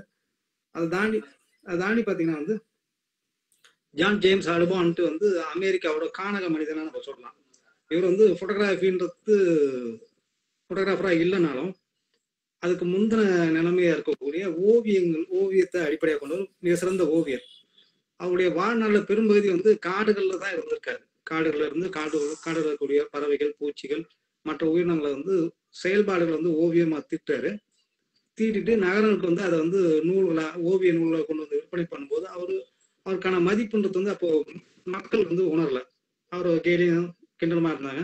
அவருடைய வாழ்வியல்ல பெரும்பாலான நாட்கள் வந்து வறுமையில தான் கழிஞ்சுக்குது. ஆனா சில காலகட்டம் சில 10 ஆண்டுக்கு பின்னாடி அவர் காட்டுல இருக்கும்போது அவருடைய புகழ் வந்து ஓரளவுக்கு அது புரிய ஆரம்பிச்சு மக்கள் வந்து இவரை காடுகளுக்குள்ள தேட ஆரம்பிக்கிறாங்க. தேடி இவரை பார்த்து அவருடைய அனுபவங்களை வந்து அவர் உரையாடல் தொடர்ச்சியா கேட்டு கேட்டு வாங்குறாங்க. அதுக்கு பின்னான நாட்கள்ல வந்து அவருடைய நூல்கள் வந்து பல்வேறு வகையில வந்து விற்பனையாக்கி மக்கள்கிட்ட கொண்டு போய் சேர்த்தது. அப்போ அவர் சொல்லக்கூடிய ஒரே விஷயம் வந்து காட்டுயிர் பாதுகாப்புன்றது ரொம்ப முக்கியம். நாம அனுபவிச்சு பார்த்து அனுபவிச்சு ரசிக்கிற உயிரினங்களை வந்து அடுத்த தலைமுறைக்கு கொண்டு போய் சேர்க்க வேண்டியதுல அவர் தெளிவா இருந்தாரு. அந்த வகையில வந்து அமெரிக்காவோட காணாம மனிதனா அவர் போட்டுக்கிறாரு. அவரு இறந்து 200 ஆண்டுகள் கடந்ததுன்னு சொல்லலாம். அதுக்கு அடுத்ததை பார்த்தா ஆந்தைகளுக்காக ஒரு கண்ணை இழந்து ஒரு கண்ணோடவே தன்னுடைய கடைசி காலம் வரைக்கும் புகைப்படத்துறையில மிக சிறந்த ஜாம்பவனா ஆளுமையா விளங்கின எரிக் ஆஸ்கிங்க சொல்லலாம். அவரும் அவருடைய நண்பர் ஒருத்தர் வந்து ஒரு இடத்துல வந்து ஆந்தை இருக்குதுன்னு கேள்விப்பட்டு நண்பர்களோட போகும்போது அந்த ஆந்தை வந்து தன்னுடைய வாழ்விடத்துல யாரோ ஒரு உயிரினம், யாரோன்றதை தாண்டி ஒரு உயிரினம் வந்துருச்சுன்ற அச்சத்துல பறந்து வரும்போது அதனுடைய கால் நகம் வந்து அவருடைய கண்ணை வந்து கீறிட்டு போகுது. ரத்தையும் புருவத்தையும் ரத்தையும் கண்ணையும் கீறிட்டு போகும்போது அது மருத்துவத்துக்காக அங்கிருந்து மருத்துவனை கூட்டும் போறதுக்கான நேரம் அதிகமாகவோ ஒரு கண்ணை வந்து இழக்க வேண்டிய சூழல் வந்து பொய்க்கண்ணோட தான் செயல்படுறாரு. அவர் வந்து பின்னான நாட்கள் ஒரு கண் இழந்ததுக்கு அப்புறமா மிக சிறந்த ஒளிப்படங்களை ஆவணப்படுத்தியிருக்காரு. ஆந்தைகளுக்காகவே அவர் இயங்கியிருக்காரு. மிக அரிதான அழிவின் விளிம்பில் இருக்கக்கூடிய ஆந்தைகளை வந்து அவர் ஆவணப்படுத்தி நூல்களாக கொண்டு வந்திருக்காரு. அவர் சொல்லக்கூடிய இந்த வார்த்தைகள் அதுதான். காட்டுயிர் ஒளிப்படக்கலைன்றது வந்து ஒரு ஃபேஷனுக்காக கிடையாது, பொழுதுபோக்கு காலம் கிடையாது, காட்டுயிர் பாதுகாப்பு தான். ஆந்தை வந்து என்னுடைய ஒரு கண்ணை வந்து கொத்திச்சியில வந்து கால்களை கீறிச்சுன்றது வந்து அதனுடைய வாழ்விட பாதுகாப்புக்கு தானே தவிர்த்து என்னை தாக்கணுன்ற எண்ணத்துல எல்லாம் வரலன்றதுதான் அவர் வந்து அந்த இடத்துல பதிவு பண்றாரு. அப்போ அந்த வைல்ட் லைஃப் போட்டோகிராஃபின்றது வந்து நம்ம வந்து வெறும் டெக்னிக்கல் டைம்ஸாவோ ஒரு ஃபேஷனாவோ நம்ம எடுத்துட்டு நம்ம பார்க்க வேண்டிய அவசியம் இல்லைன்றது இந்த இடத்துல திரும்ப சொல்ல வேண்டிய தேவை. இதை தாண்டி பார்த்தீங்கன்னா வந்து மரியா சிபலா மேரியான் இவங்க பார்த்தீங்கன்னா வந்து வண்ணத்து பூச்சிகள் பத்தி பேசும்போது சொல்லியிருந்தோம் இல்லைங்களா, வண்ணத்து பூச்சிகளோட எண்ணிக்கை அதிகமாகிறது குறையிறது சார்லஸ் டார்வினோட தேர்வு தான்ட்டு. சார்லஸ் டார்வின் கப்பல் பயணம் ஒன்று போயிருக்காரு. பீகிள் கப்பல் பயணம் தமிழ்ல அந்த புத்தகம் வந்தது, அகல் பதிப்பு கொண்டு இருக்காங்க. அது சந்தர்ப்பம் தான் நண்பர்கள் படிங்க. சார்லஸ் டார்வின் வந்து ஒரு இலக்கியவாதியா பயண அனுபவ கட்டுரையை வந்து குறிப்பிட்டிருக்காங்க. அவர் எந்தெந்த நாட்டுக்கு போனாரு, எந்தெந்த தீவுகளை போனாரு, அந்த தீவுகளை பார்த்த உயிரினங்கள், அந்த உயிரினங்கள் வந்து சமவெளி பிரதேசத்துல இருக்கும்போது அதனுடைய தன்மை எப்படி இருந்து எதிரிகளே இல்லாத ஒரு தீவுக்குள்ள அதனுடைய உறுப்புகள் எப்படி மாற்றம் அடைஞ்சிருக்குது, அந்த அளவுக்கு நுட்பமா பேசியிருப்பாரு. தான் எதிர்கொண்ட மனிதர்கள், விண்வெளி விண்ணியல் துறை, காடு மேடு பள்ளங்கள், இந்த மாதிரி வந்து பல்வேறு இடங்கள் அந்த 5 ஆண்டு பயணத்தை வந்து ஒரு 600 பக்கங்கள் வந்து ரொம்ப ஆழமா விவரிச்சிருப்பாரு. படிக்கிறதுக்கு வந்து ரொம்ப எளிமையான நூலா தான் அகல் பதிப்பு வந்து புத்தகம் பண்ணியிருக்காங்க. நீங்க அந்த புத்தகம் சார்லஸ் டார்வின் பயணப்பட்ட 1800 மத்திய நினைக்கிறேன், அதுக்கு முன்னாடி ஒரு 100 ஆண்டுக்கு முன்னாடி மரியா சிபலா மேரியான் வந்து அது போன்ற ஒரு கடல் பயணத்தை மேற்கொண்டாங்க. அவங்க மேற்கொள்ளும்போது அவங்களுடைய வயசு பார்த்தீங்கன்னா 52. அவங்க வந்து 12 வயசு பெண் குழந்தையோட தன்னந்தனியா வந்து சுரினாம் காட்டுக்கு பயணப்படுறாங்க. ஆனா அந்த கப்பல் பயணத்துக்கு அனுமதி வாங்கறதுக்கே வந்து 2 அல்லது 3 ஆண்டுகள் காத்திருக்க வேண்டிய தேவை விஷயம். அனுமதியும் அவ்வளவு சீக்கிரத்துல கிடைக்கல. ஏன்னா அந்த காடுகள்ல போயிட்டு அவங்க வந்து வண்ணத்து பூச்சியோட வாழ்க்கை முறைகளை வந்து ஓவியமா ஆவணப்படுத்துறதுக்காக தான் அந்த பயணம் போயிட்டு நடந்துட்டு அந்த காடுகளை போயிட்டு காடுகளுக்கு வந்து முழுக்க அலைஞ்சு தெரியுறாங்க பெண் குழந்தையோட. அப்போ இந்த உலகம் வந்து ஆய்வுலகம் வந்து ஆண்களால நிறைஞ்சது. சார்லஸ் டார்வின் போனதுக்கு 100 ஆண்டுக்கு முன்னாடினா 1700 மத்தியிலன்னா நீங்க கொஞ்சம் கற்பனை செய்வாங்க. அப்போ வண்ணத்து பூச்சிகள் வந்து வண்ணத்து பூச்சிகளை மட்டும்தான் பார்த்து அறிவியல் உலகம் இது. அதுக்கு முந்தின பருவங்கள் வந்து அது என்ன மாதிரி இருக்கும், முட்டை வரும், முட்டையில இருந்து புழு வந்து கூட்டுப்புழு பெருசா வந்து கண்டறியப்படாத ஒரு விஷயம் ஆகுது.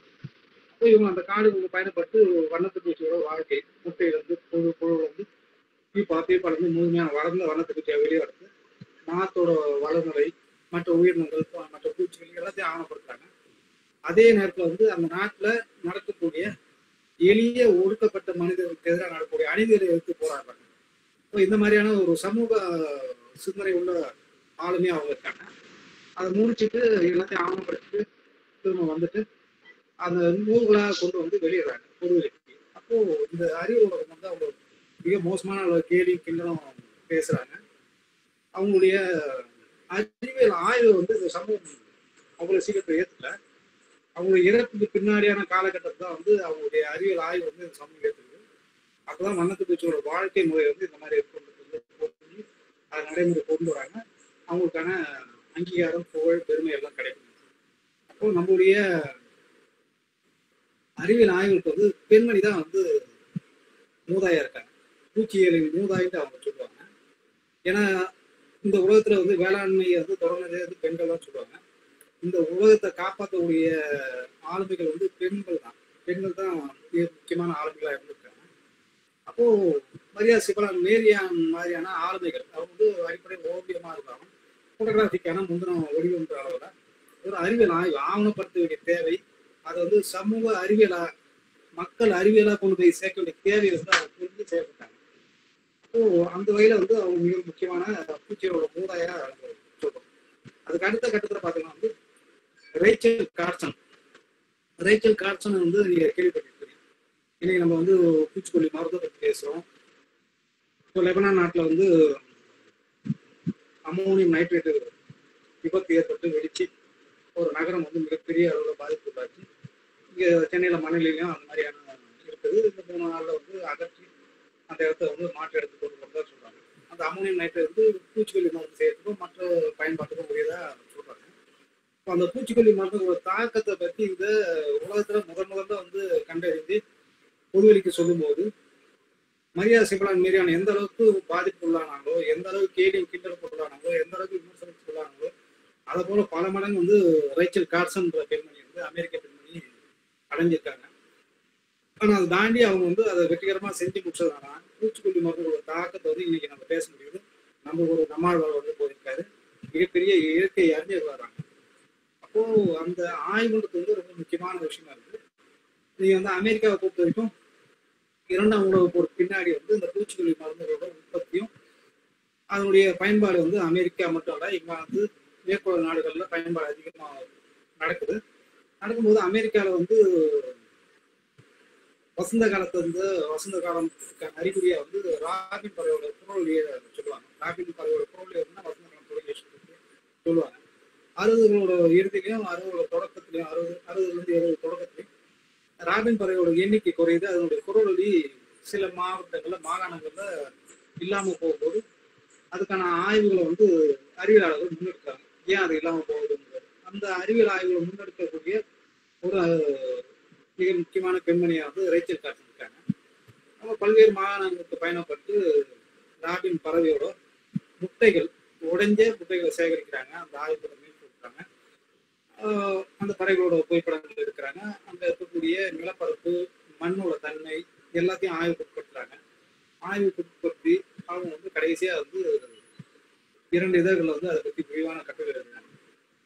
அந்த கட்டுரைக்கான தலைப்பு பார்த்தீங்கன்னா, கட்டுரை வந்து மிகப்பெரிய அளவுல சலனத்தை ஏற்படுத்தி அமெரிக்க சமூகத்துல வந்து மிகப்பெரிய பரபரப்பை ஏற்படுத்தி அவங்க சொன்ன விஷயம் என்னன்னா, விளைநிலங்களுக்கு பூச்சிகளை சாகடிக்க இல்ல வந்து பயிர்களுக்கு தீங்கு விளைவிக்கக்கூடிய பூச்சிகளை சாகடிக்கிறதுக்கு பயன்படுத்தக்கூடிய பூச்சிக்கொல்லி மருந்துகளால தான் ராபின் பறவையோட இந்த முட்டையோட கரப்பின் ஓடு, கடினத்தன்மை வந்து மேல் ஓடு வந்து அது ரொம்ப இலகிய தன்மையாகி முட்டை குஞ்சு வெளிவராதுக்கு முன்னாடியே வந்து உடைஞ்சிடுது. அதோட இனப்பெருக்கம் பாதிக்கப்படுது. இதுதான் வந்து பூச்சிக்கொல்லி மருந்து தான் அடிப்படை காரணம். இது வந்து ராபின் பறவைக்கு மட்டுமே இல்லை, ஆந்தைகளுக்கு, நரிகளுக்கு, பல்வேறு உயிரினங்களுக்கு வந்து இந்த பாதிப்பு இருக்கு. மனிதர்களுக்கு கூட இந்த பாதிப்பு வந்து வரத்துக்கான சாத்தியக்கூறு இருக்கு. அது வன்முறைக்கு வந்து அவங்க அந்த இடத்துல பதிவு பண்றாங்க. அதை வந்து கட்டுரைகளா பண்ணும்போது மரியா சிவலான் மீதியான எந்த மாதிரியான பிரச்சனை எதிர்கொண்டாங்களோ அதோட கடுமையாக பிரச்சனை எதிர்கொள்றாங்க. எதிர்கொள்ளும் போது சட்ட ரீதியான விஷயத்துக்கு வழக்காடு மன்றத்துல ஒரு நிபுணர் குழு நிற்கிறாங்க. அந்த பூச்சி கொல்லிகளை தயாரிக்கக்கூடிய நிறுவனங்கள் அதனுடைய அதிபர்கள் வந்து இவங்க வந்து பைத்தியக்காரின்ற அளவுக்கு வந்து கடுமையாக விமர்சனம் பண்றாங்க. இப்போ ஒரு 6 ஆண்டுகளுக்கு மேல வந்து நீதிமன்றத்தில் வழக்கு நடக்குது. ரேச்சல் கார்சனுக்கு ஆதரவா சுற்றுச்சூழல் அறிஞர்கள் வந்து மிகப்பெரிய அளவு ஆதரவு தெரிவித்து வாதாடுறாங்க. இதுல வந்து வழக்காடு மன்றம் ரேச்சல் கார்சனுக்கு ஆதரவாக ரேச்சல் கார்சன் ஆதரவு சுற்றுச்சூழல் பாதிப்பு எந்த அளவுக்கு நடந்ததுன்ற உண்மையை வந்து நிலைநாட்டுது. ஏன்னா பூச்சிக்கொல்லி மருந்துகளால தான் இந்த மாதிரியான விஷயங்கள் நடந்திருக்கு. இது வந்து அமெரிக்கா மட்டும்தான் மற்ற நாடுகளுக்கு நடந்ததுன்றது வந்து அவங்க ஒரு நிபுணர் குழு வச்சு அந்த நிபுணர் குழு கொடுத்த ஆய்வின் அறிக்கையில அதை சொல்றாங்க. சொன்னதுக்கு அப்புறமா அமெரிக்காவில் வந்து பூச்சிக்கொல்லி மருந்துகளோட பயன்பாடு வந்து குறைக்கப்படுது, சில இடங்கள்ல வந்து தடை செய்யப்படுது. ஆனா பூச்சிக்கொல்லி மருந்துகளோட உற்பத்தி வந்து தடை செய்யப்படல. அந்த உற்பத்தி வந்து எங்க நம்ம வருதுன்னா 3ஆம் உலக நாடுல, இந்தியா, ஆப்பிரிக்கா, பாகிஸ்தான் மாதிரி 3ஆம் உலக நாடுல பசுமை புரட்சியின் பேர் தான் அமெரிக்கா தராங்க. அதனுடைய பாதிப்பை தான் இன்னைக்கு வரைக்கும் நம்ம வந்து நம்மளுடைய விவசாயிக்கும் நம்மளுடைய மண்ணும் வந்து பாதிக்கப்படுது. இப்போ ஒரு பறவைக்கான இந்த பாதிப்பு இல்லை உயிரினத்துக்கான பாதிப்பு எதிர்விய தொடர்ச்சி எங்கிருந்து வருதுன்றத நம்ம புரிஞ்சுக்கணும். ரேச்சல் கார்சனோட அந்த மௌன வசனம் வந்து உலகத்துல வெளிவந்திருக்கக்கூடிய மிக சிறந்த நூல்கள்ல 10 வரிசைப்படுத்தும் போது முதல் 10ல வந்து இந்த நூல் ஒரு நூலா வருது. அதனுடைய தமிழாக்கம் வந்து வெளிவந்திருக்கு. சைலண்ட் பிரிண்ட் சொல்லுவோம். அப்போ இந்த மாதிரியான விஷயங்களை நம்ம வந்து ஒரு போட்டோகிராஃபரா வந்து இது நம்ம வந்து வாசிக்க வேண்டிய தேவை இருக்கு. இப்போ இந்த தாண்டி பாத்தீங்கன்னா வந்து இந்திய அளவில் பாத்தீங்கன்னா வந்து டிஎன்ஏ பெருமாள் வந்து மிக சிறந்த ஒளிப்பட கலைஞர். அது வந்து காட்டியர் பாதுகாவலர். அவர் காட்டியர் பாதுகாவலர் வந்து ரொம்ப முக்கியம். சர்வதேச அளவில் ஒரு 10 சிறந்த ஒளிப்பட கலைஞர் பேர் போனது அவர் 10ல ஒரு முக்கியமான ஆளுமையா டிஎன்ஏ பெருமாள் சொல்லுவாரு. கடந்த சில ஆண்டுகளுக்கு முன்னாடி இயற்கையோடு கலந்தார். அவருடைய ஒவ்வொரு செயல்பாடும் வந்து ஒரு உயிரினங்களை பதிவு பண்றதுனாலும் சரி, பூச்சியை பதிவு பண்றது எதுவாக இருந்தாலும் சரி, காட்டு பாதுகாப்புன்றது வந்து ரொம்ப கவனம் வச்சிருப்பாரு. நீங்க வந்து அந்த பூச்சிகளுக்கோ பறவைகளுக்கோ பாதிப்பு ஏற்படுத்தும் போது நீங்க வந்து அந்த இடத்துல வந்து கேமரா வந்து ஹேண்டில் பண்ண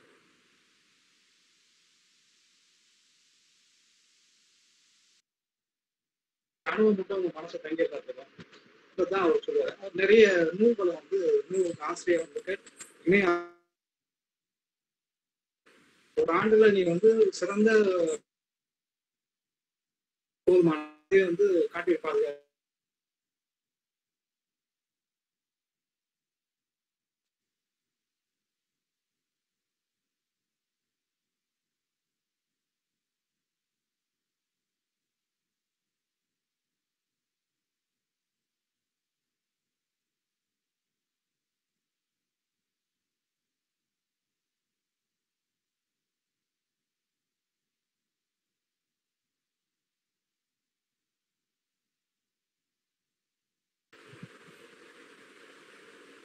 அனைவருக்கும் வருத்தம் தெரிவிச்சுக்கிறேன். இப்போ டிஎன்ஏ பெருமாள் நம்ம பேசும்போது அவர் ரொம்ப மிக முக்கியமான கலைஞராக இருக்காரு. இதை தாண்டி பார்த்தீங்கன்னா வந்து டாக்டர் சலீம் அலியை வந்து தெரியாத பறவைகள் நிபுணர்களோ இல்லை பறவைகள் சார்ந்த புகைப்பட கலைஞர் இருக்க முடியாது. அவர் வந்து ஆரம்பத்தில் ஒரு வேட்டையாளராக வந்து அதுக்கப்புறம் கேமராவை கையில் எடுக்க ஆரம்பிச்சாரு. அது ஒரு தொடர்ச்சியாக வந்து இந்தியன் சப்கான்டினென்ட் முழுக்க, இந்திய துணைக்கண்டம் முழுக்க பயணிச்சிருக்காரு. அவருடைய பயணங்கள் வந்து பறவைகள் மற்ற உயிரினம் சார்ந்து இருந்தாலும் அந்த நிலப்பரப்பை பாதுகாக்கக்கூடிய அனைத்து விஷயங்களும் அவர் முன்னெடுத்தாரு.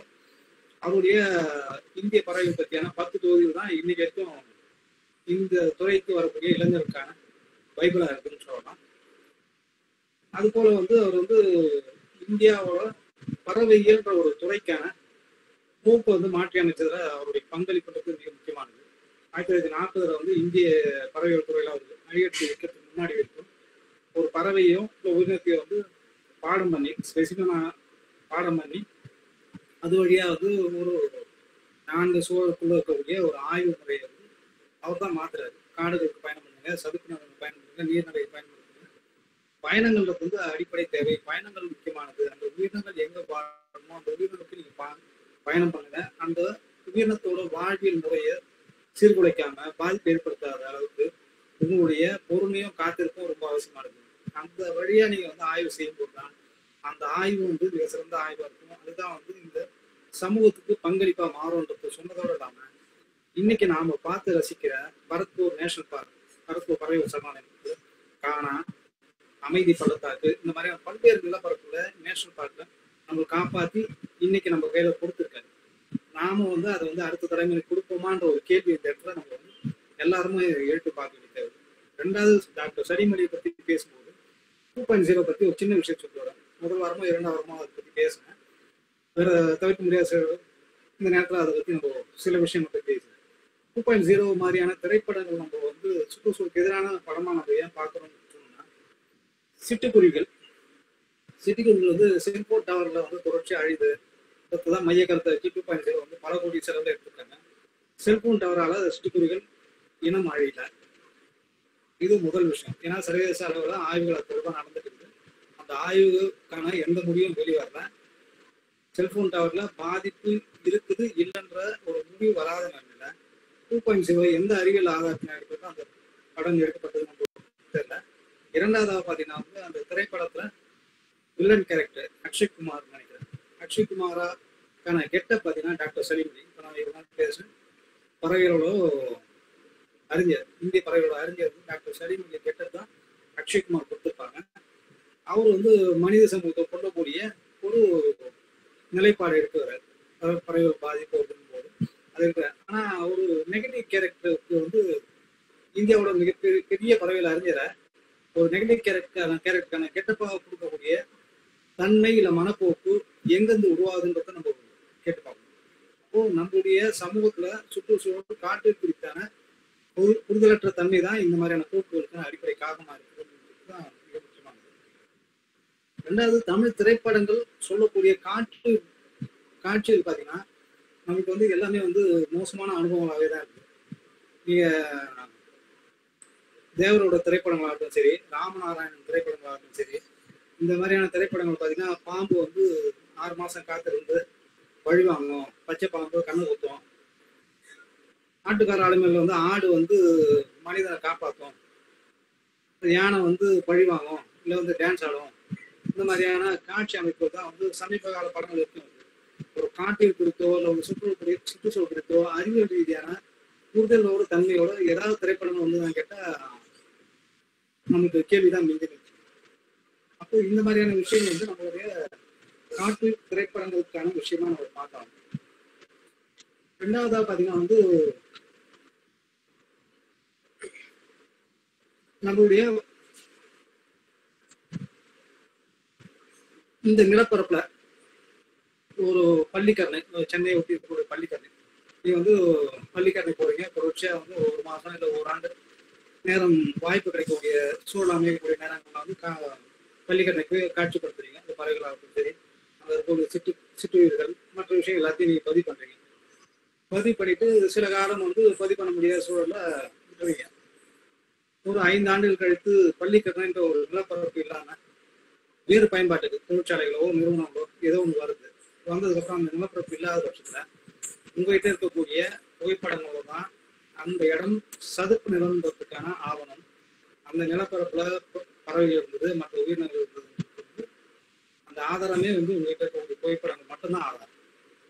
இது வந்து முதல் வாரமோ 2வது வாரமோ ஒரு கருத்து சொல்லியிருக்கேன். மேற்கு தொடர்ச்சி மலையில வந்து ஒரு தவறை கண்டுபிடிக்கப்படுது. அதனுடைய உறவினம் வந்து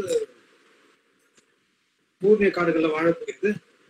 அதனுடைய மரபணு தொடர்ச்சி வந்து கூண்டுவன நிலப்பரப்போட உயிரினத்தில் இருக்கக்கூடிய மரபணு தொடர்ச்சி இதில் இருக்குதுன்றது கண்டுபிடிச்சிருக்காங்க. இந்த கண்டுபிடிப்பு வந்து ஒரு புகைப்பட ஆதாரம் மூலியமாக தான் பயன்படுது. அப்போ இந்த புகைப்படங்கள்ன்றது வந்து அந்த அறிவியல் ஆய்வுக்கு வந்து எந்த வகையில உதவுதுன்றது வந்து நம்ம புரிஞ்சுக்க முடியும். அதனால டாக்குமெண்டேஷனுக்கு வந்து ஒரு நிலப்பரப்பு இருக்கக்கூடிய உயிரினத்தை வந்து நீங்க பதிவு பண்ணீங்கன்னா நாளைக்கு அந்த நிலப்பரப்பு இல்லாமல் போகலாம், மறையலாம், இல்லை வேறு பயன்பாடு மாறும்போது அது வந்து டாக்குமெண்டேஷனாக மாறி நிற்குது. ஸோ இந்த மாதிரியான விஷயங்கள் வந்து நீங்க வந்து போட்டோகிராஃபிக்கான மிகப்பெரிய பங்களிப்பா பார்க்க முடியும். ஏன்னா பள்ளிக்கரணை பார்த்தீங்கன்னா வந்து அதனுடைய நிலப்பரப்பு மொத்த நிலப்பரப்பு வந்து 12,000 ஹெக்டேர் வருது. இன்னைக்கு வந்து அதனுடைய பெரும்பகுதி வந்து வேறு பயன்பாடுகளால் மாற்றப்பட்டு இருக்குது. ஒரு பகுதி வந்து குப்பை மேடுகளாச்சு, குப்பை மலைகளாகவே மாறி இருக்காது. ஏன்னா டெல்லியில வந்து ஒரு பெரிய குப்பை மலை இருக்குது, அதுதான் வந்து மிக பெருசா இருக்குது. அதுக்கடுத்த நிலைமை கூட இது வரலான்னு நடந்தது. இப்போ அந்த குறுகிய பகுதியில தான் வந்து இந்த உயிரினங்கள் வாழுது. இந்த குறுகிய பகுதினா சுற்றுச்சூழல் மாசு, காற்று மாசு, வாகன இரைச்சல், இதுக்கு மத்தியில தான் வந்து அந்த உயிரினங்கள் பறவையினங்களோ மற்ற பூச்சிகளோ வாழுது. இந்த பூச்சிகள் பறவையை நீ ஆவணப்படுத்துறதுக்கு தேவை. அர்பன் வைல்ட் லைஃப் போட்டோகிராஃபின்ற ஒரு துறை சொன்னாங்க. இந்த மாதிரி இடங்களை நீங்க போய் ஆவணப்படுத்தும் போது அதனுடைய முக்கியத்துவம் ரொம்ப முக்கியமான விஷயமா இருக்கும். அப்போ அந்த இடத்துல இருந்து நீங்க போட்டோகிராஃபியை அணுகலாம். போட்டோகிராஃபி அந்த பார்வையில நீங்க பேச வேண்டிய தேவை இருக்குது. அது போல நம்ம இழந்த உயிரினங்கள், ஏன்னா இன்னைக்கு நம்ம போட்டோகிராஃபி பத்தி பேசுறோம். போட்டோகிராஃபி எந்தெந்த ஆங்கிள் இருக்கலாம், எந்த இதுல பண்ணலாம். ஒரு போட்டோகிராஃபி எடுத்து ஃபேஸ்புக்ல போட்டோம்னா ஒரு 300 லைக் வருது, 500 லைக் வருது, 1000 லைக் வருது. நான் ஒரு வைல்ட் போட்டோகிராஃபரா என்னை பெருமையா பேசிக்கிறதை தாண்டி ஒரு உயிரினத்தை நம்ம இழக்கக்கூடிய சூழல் ஏன் உருவாகுது, அதுக்கான சந்தர்ப்பம் எப்படி அமைதுன்றத பார்க்கும்போது நான் ஏற்கனவே சொன்னதான் ஒரு 60% உயிரினம் நம்ம இழந்திருக்கு, அந்த புவி இழந்திருக்கு. இன்னைக்கு நேஷனல் ஜியோகிராஃபி, அனிமல் பிளான்ட் இதெல்லாம் பார்த்தீங்கன்னா சீட்டா, தமிழ்ல சிவிங்கி புலின்னு சொல்றோம். அதுதான் மிகவும் வேகமாக ஓடக்கூடிய பாலூட்டி மேமல்ஸ் சொல்றோம். அது தமிழ்நாடு காடுகள்லையும் இந்திய காடுகள்லையும் இருந்ததுன்னு சொன்னா அவங்களால நம்ப முடியுமான்னு தெரியல. ஆனால் இருந்தது. அதனுடைய கடைசி ஒன்று 1970 மத்தியில் இல்லாமல் போச்சு. வேட்டையால அது மட்டும் அழிஞ்சதுன்னு சொல்றாங்க. அந்த உயிரத்தை நம்ம இழந்திருக்கோம். இரண்டாவது கானமயில், கிரேட் இந்தியன் பஸ்டார்ட், அது புல்வெளியை வாழணும் சொல்றது. அந்த உயிரத்தை நம்ம இழந்திருக்கோம். பறவை கோழி, லெசர் ஃப்ளோரிகன், அந்த பறவை இனத்தை இழந்திருக்கோம். அது போல உலக அளவில் பார்த்தீங்கன்னா வெள்ளை காண்டாமிருகம், அவனுடைய கடைசி ஆண் சென்ற ஆண்டு மார்ச் 20 இறந்து போச்சு.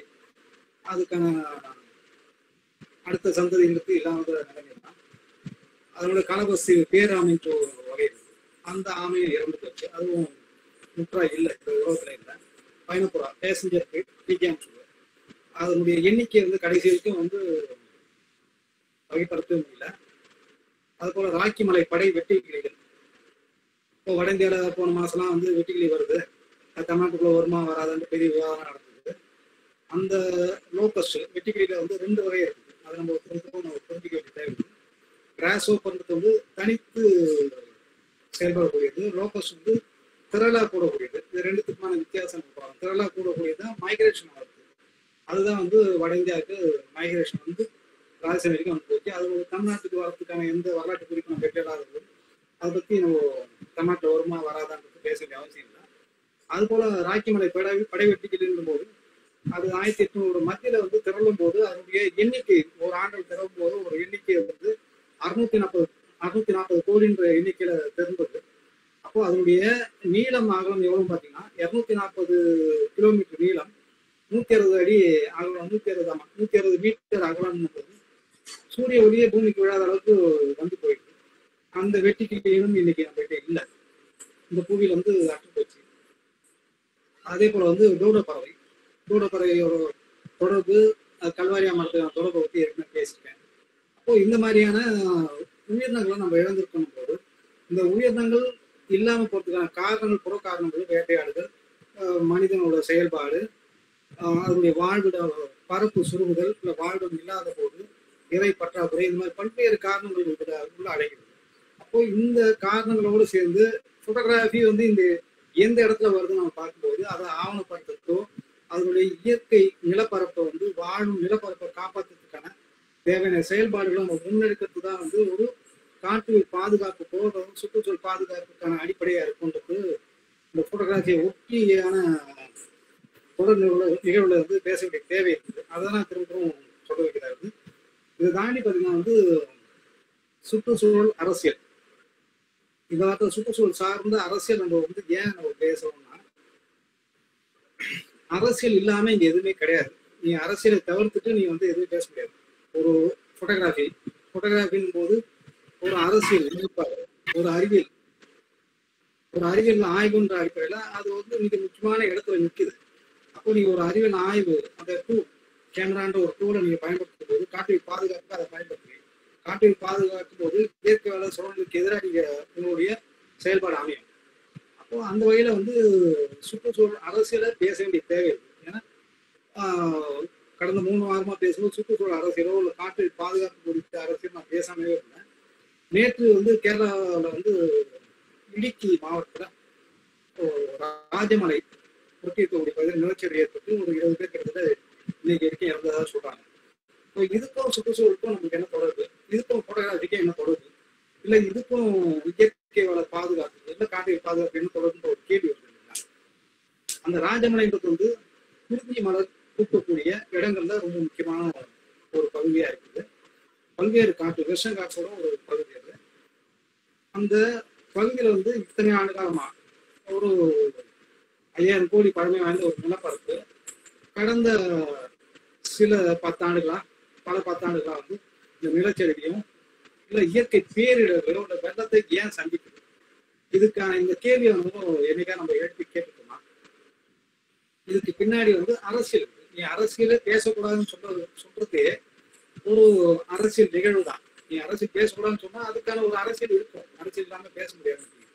அப்போ அந்த நிலச்சரிவு ஏன் ஏற்படுது? அங்க இருக்கக்கூடிய இயற்கை வளங்களை சுரண்டதுனால அந்த மண்வளம் பாதிக்கப்பட்டு அந்த நிலப்பரப்பு பாதிக்கப்பட்டு மழை வெள்ளத்துல கூட தாங்க முடியாத அளவுக்கு நிலச்சரிவு நடக்குது. அந்த நிலச்சரிவு நிறைய பேர் இறக்குறாங்க. அந்த நிலப்பரப்பு பாதிக்கப்படுது, அங்க வாழக்கூடிய உயிரினங்கள் பாதிக்கப்படுது. இது எல்லாமே நடக்குது. அப்போ இதை பேசாம நான் வெறும் பறவைகளையும் உயிரினங்களையும் அந்த சுற்றுச்சூழலோட அழகை மட்டும் புகைப்படம் எடுத்துட்டு அதை மட்டும் நான் பேசிட்டு போகின்றதுக்கு நம்ம வந்து ஒரு அந்த துறையில ஒரு அறிவியல் ஆய்வு அல்லது ஒரு டாக்குமெண்டேஷன் ஒரு சமூகத்தோட உச்ச நிலையில இருக்கக்கூடிய ஒரு துறையில நம்ம இருந்து செயல்பட வேண்டிய அவசியம் இல்லை. அது என்னுடைய சுய லாபத்துக்கும் என்னுடைய பொருளாதார மேம்படுத்துறது தான் சரியா இருக்குன்றது என்னுடைய கருத்தா இருக்கு. இதுக்கு எதிரான நிலைப்பாடு இப்போ வந்து நிலச்சரிவை பத்தி பேசப்போ இன்னைக்கு வந்து EIA வரைவு சட்டம் சுற்றுச்சூழல் வரைவு தாக்க மதிப்பீட்டு அறிக்கை அதுல வரும்போது நீ வந்து ஒரு காட்டு சரணாலயத்துல அந்த உயிரினங்களுக்கு பாதிப்பு ஏற்படுத்தக்கூடிய ஒரு வளர்ச்சி திட்டம் கொண்டு வரும்போது அதை எதிர்த்து நம்மளால பேச முடியாது. நீ ஒரு போட்டோகிராஃபரா தான் நீ அங்க போய் இருக்கிறீங்க, ஒரு ஃபேஷனா மட்டும் தான் எடுக்கிறீங்க போது இந்த அரசியல் பார்வையும் உங்ககிட்ட இருக்கிறதுக்கான வாய்ப்பு இல்லை. ஆனா ஒரு போட்டோகிராஃபர்ன்றது தாண்டி ஒரு அரசியல் நிலைப்பாடோட டாக்டர் சலிமொழி ஒரு கடிதம் மூலமா எழுதி பாதுகாத்தாரோ அந்த வழியா நம்ம போட்டோகிராஃபி டாக்குமெண்டேஷன் மூலமா அந்த நிலைப்பாடை ஏற்போம். அந்த அரசியல் நிலைப்பாடுக்கு நம்ம போய் பேசும்போது மட்டும்தான் நம்ம வந்து அதை வந்து இந்த பொதுவெளி சமூகத்தை உணர்த்த முடியும். ஆளும் அரசுகளுக்கும் நம்முடைய என்ன விஷயங்களுக்கு புரிஞ்சிக்க முடியும். இந்த நிலப்பரப்பை இந்த மாதிரியான உயிரினங்கள் இந்த உயிரினங்களா அரிய உயிரினங்கள் அதுக்கு ஓரிட வாழ்க்கை என்டேமிக் ஸ்பீசஸா இந்த நிலப்பரப்பை மட்டும்தான் இருக்குது. இதை நீங்க வந்து இயற்கை வள சுரண்டோ இந்த நிலப்பரப்பை இயற்கை வளம் நீங்க இருக்கும்போது அந்த உயிரினங்கள் பாதிக்கப்படும் பேசுறது ஒரு அரசியல் தான். அதை நீங்க பேசியே ஆகணும். நீங்க அது பேசாம இருக்கும் பட்சத்துல அந்த இடத்துல அந்த உயிரினங்கள் இல்லாத போச்சுன்னா உங்களை மாதிரியான 10 இளைஞர்கள் அடுத்த தலைமுறை குழந்தைகள் வந்து அந்த உயிரினங்கள் பார்த்து ரசிக்கிறதுக்கான வாய்ப்பே இல்லாம போகும். நம்ம ஏற்கனவே ஒரு 60% உயிரினங்கள் இழந்திருக்கோம். இந்த இடத்துலயும் அரசியல் பேசாம அல்லது EIA பத்தியான இதுல வந்து வேடந்தாங்கல்ல ஒரு பகுதியை வந்து தொழிற்சாலைகளுக்காக ஒதுக்கக்கூடிய சூழலை பேசாம பழையக்காட்டுல வந்து வளர்ச்சி தொழிற்சாலை உருவாக்கத்தை பத்தி பேசாம நீங்க எந்த விஷயம் பண்ணவே முடியாது. ஏன்னா சில சுற்றுச்சூழல் இல்லை இயற்கை சார்ந்த குழுக்கள்ல இந்த முகநூல் பக்க குழுக்கள்ல இந்த பக்கங்கள்ல வந்து சுற்றுச்சூழல் அரசியலை பேசக்கூடாதுன்ற சில வார்த்தைகள் தான் தொடர்ச்சியா சொல்றத கேள்விப்பட்டிருக்கேன். நீங்க நான் இந்த 4 வாரமா பேசும்போது ஒளிப்பட கலைஞர் காட்டு ஒளிப்பட கலைஞருக்கு அடிப்படை விஷயமா வந்து பொறுமையும் காத்திருப்பதும் அடிப்படையான விஷயம் சொன்னாங்க. 2வது வந்து ரசனை, அழகியல் தன்மை, அதோட பாதுகாப்பு. இந்த பாதுகாப்போட சுற்றுச்சூழல் சார்ந்த அரசியல்.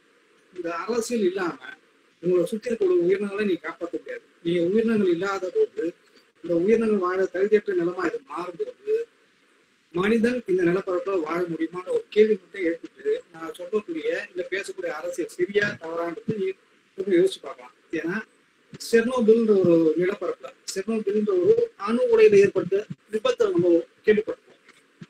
அந்த அணு உலை விபத்து நடந்த பின்னாடி பல 10 ஆண்டுகள்ல அங்க உயிரினங்கள் வாழ முடியாத சூழல் இருக்கு, மனிதன் வாழ முடியாத சூழல் இருக்கு. அப்போ அந்த ஒரு வளர்ச்சி திட்டம் அணு உலைன்ற ஒரு வளர்ச்சி திட்டம் வந்து அந்த சூழல்ல அந்த நிலப்பரப்புல வாழக்கூடிய எல்லா உயிரினங்களும் அழிக்கும். அப்போ அங்க மக்களை அழிச்சு உயிரினங்களை அழிச்சு யாருக்கான அந்த வளர்ச்சி திட்டம்? செர்னோபில் விபத்து வந்து அந்த கேள்வி எழுப்பிச்சு. 2வது வந்து அமெரிக்காவில் வந்து 3 மைல் ஐலாண்ட்ல ஒரு தீவுல வந்து அணு உலை விபத்து ஏற்பட்டு அது ஒரு கேள்வி எழுப்பது. கடைசியா ஜப்பான்ல புகுஷிமால அணு உலை நடந்து அந்த பாதிப்பை உணர்ச்சிச்சு. அப்ப இந்த வளர்ச்சி திட்டம் வந்து யாருக்காக? உயிரினங்கள் வாழ முடியாது, மனிதன் வாழ முடியாது, எதுவுமே வாழ முடியாத சூழல் இருக்கும்போது அந்த திட்டம் இருக்கு. விபத்து நடக்காதுன்றது ஒரு பக்கம் வந்து, விபத்து நடந்தா எதுவுமே அந்த புல் பூண்டு கூட முளைக்காத போது அந்த விஷயங்களை பத்தி நம்ம பேச வேண்டிய தேவையும் இருக்குது. அது பேசும்போதுதான் நமக்கான மனித சமூகத்தின வாழ்க்கையை வந்து இனிமையாகவும் அமைதியாக நடப்பது வந்து ரொம்ப முக்கியமான விஷயம். ஒரு சாதாரண ஒரு விஷயம் பார்த்தீங்கன்னா பள்ளிக்கரணை. பள்ளிக்கரணை ஒரு சதுப்பு நிலம். சதுப்பு நிலம் ரொம்ப ரொம்ப முக்கியமான நிலம். ஒரு சேரும் சகதியமா இருக்கும். நம்ம புது பாதை வந்து சேராகுது, அதை எப்படி கால வைக்காதுன்னு சொல்லுவோம். ஆனா அந்த சேத்து பகுதி வந்து பல்வேறு வலசை பறவைகள் தேவையான இலையை வந்து தன்னகத்தை கொண்டு வந்து வெள்ளம் இல்லாமல் வரும்போது அது ஸ்பாஞ்சி மாதிரி தண்ணியை ஊஞ்சி வச்சக்கூடியது, தண்ணி அறிக்கை இருக்குது. அப்போ வந்து பல்வேறு வலசை பறவைகள் வந்து அந்த இடத்தை நோக்கி கவர்ந்து வைக்கப்படுது. அதனாலதான் நீங்க வந்து பள்ளிக்கட்டையோ இல்லை பழவேற்காடு, வேடந்தாங்கல், பூந்தகுளம், கூடிக்கரை இந்த மாதிரி நிலப்பரப்பு ஆயிரக்கணக்கான பறவைகள் வருது. நீங்க 80ல பார்த்தீங்கன்னா லட்சக்கணக்கான 10 லட்சத்துக்கும் மேற்பட்ட பறவைகள் வருது. இன்னைக்கு 4 அல்லது 5 லட்சம் எண்ணிக்கையில குறைஞ்சிருக்கு. அது குறைஞ்சிருக்கிறதுக்கான காரணம் பார்த்தீங்கன்னா பல்வேறு வளர்ச்சி திட்டங்களால அந்த பகுதியில் இருக்கக்கூடிய நீர் வந்து மாசடையுது. ரெண்டாவது இறை தட்டுப்பாடு நடக்கிறதுனாலையும் அந்த சிக்கல் உருவாகுது. பறவைகள் வரது குறையுது. அப்போ நீங்க கோஸ்டல் ஏரியான்னு சொல்லக்கூடிய கடற்கரை பகுதியிலேயே வந்து 12 தனியார் அனல் மின் நிலையம் உருவாகுது. அந்த கோஸ்டல் ஏரியால கடல் ஓரத்தில் இருக்கக்கூடிய நீர் கடல் பகுதிகள் என்ன மாதிரியான மாசடையும், கடல் வாழ் உயிரினங்கள் என்ன மாதிரி மாசடையும் யோசிச்சு பார்க்க வேண்டிய தேவை. இதை ஒட்டிதான் கோடிக்கரை நிலப்பரப்பு பாதிக்கப்படும். அலையாத்தி காடுகள், நீ அலையாத்தி காடுகளோட முக்கியத்துவத்தை வந்து நம்ம வந்து சுனாமி அப்பதான் நம்ம உணர்ந்துடணும். இந்த மாதிரி ஒவ்வொரு காலகட்டத்தையும் வந்து நம்ம வந்து பேச வேண்டிய தேவை வந்து சுற்றுச்சூழல் அரசியலோ காட்டூர் அரசியலோ பேச வேண்டிய தேவை இல்லை. நீங்க அதை பேசாம நீங்க வந்து வெறும் போட்டோகிராஃபி, ஒரு பறவையோட அழகு, அதனுடைய கால் தன்மை, அழகு, இதெல்லாம் வந்து அடிப்படை. இது தெரிஞ்சுக்காம நீங்க வந்து பண்ண முடியாது. ஏன்னா நம்மளுடைய மொழிக்கும் இயற்கைக்குமான தொடர்பு ரொம்ப முக்கியமான விஷயம். நீங்க இதை தெரிஞ்சுக்காம நீங்க அடுத்த கிட்ட நகர்த்த முடியாது. ஆனா நீங்க சுற்றுச்சூழலோ இல்லை வந்து காட்டில் தொடர்பான அரசியல் நீங்க பேசாம நான் வெறும் வந்து அழகில் மட்டும் பேசுன்றது வந்து அது ஒரு பேஷனா தான் மாறுன்றது தான் மிக முக்கியமானது. இந்த இடத்துல ரொம்ப முக்கியமான விஷயம் என்னன்னா நம்மளுடைய கல்வி முறை. நம்ம குழந்தைகளுக்கு வந்து நம்ம குடும்பத்துல யாராவது எப்பயாவது வந்து குடும்பத்தோட காட்டுக்குள்ள போகணுன்றது யோசிச்சுட்டு போவான். இது நான் 2-3 வாரமா கேட்டுதான் இருக்கேன். யாரா இருந்தா பதில் சொல்லலாம் கமெண்ட்ல. ஏன்னா நம்மளுடைய சுற்றுப்பயணம் திட்டம் வந்து முதல்ல வந்து ஒண்ணு வந்து கோயில் சார்ந்த விஷயமா இருக்கும். மிக முக்கியமான கோயிலா இருக்கலாம், அல்லது வந்து தீம் பார்க்கா இருக்கலாம், இல்லை வந்து மூணாறு, ஊட்டி, கொடைக்கானல் இந்த மாதிரியான சுற்றுலா தலங்கள் இருக்கலாம். நான் சொல்றது சுற்றுலா தலங்கள் தான், டூரிஸ்ட் ஏரியா மட்டும் சொல்றேன். அந்த பகுதியில் இருக்கக்கூடிய காடுகளுக்கு வனத்துறை அனுமதி வாங்கி காடுகளுக்கு போயிட்டு வரணுன்றது யாராவது நம்ம யோசிச்சு பார்த்துக்கோன்னு கேட்ட ரொம்ப ரொம்ப அரிதிலும் அரிதான விஷயமா தான் இருக்குது. ஏன் இதை நான் சொல்றேன்னா நம்ம வந்து இங்க மேற்கு தொடர்ச்சி மலையில் இருக்கக்கூடிய அரிய உயிரினங்கள், ஓரிட வாழ்விகள், சிறப்பு உயிரினங்கள், தாவர வகைகள், காலங்கள், பாசிகள், பறவைகள், 500 வகைக்கும் மேற்பட்ட பறவைகள், சிற்றுயிர்கள், பணத்துப்பூச்சி, இது மாதிரியான ஆயிரக்கணக்கான உயிரினங்கள் வந்து கொண்டிருக்கக்கூடிய ஒரு பல்லுயிரிய வளம், பயோடைவர்சிட்டி அந்த நிலப்பரப்புல.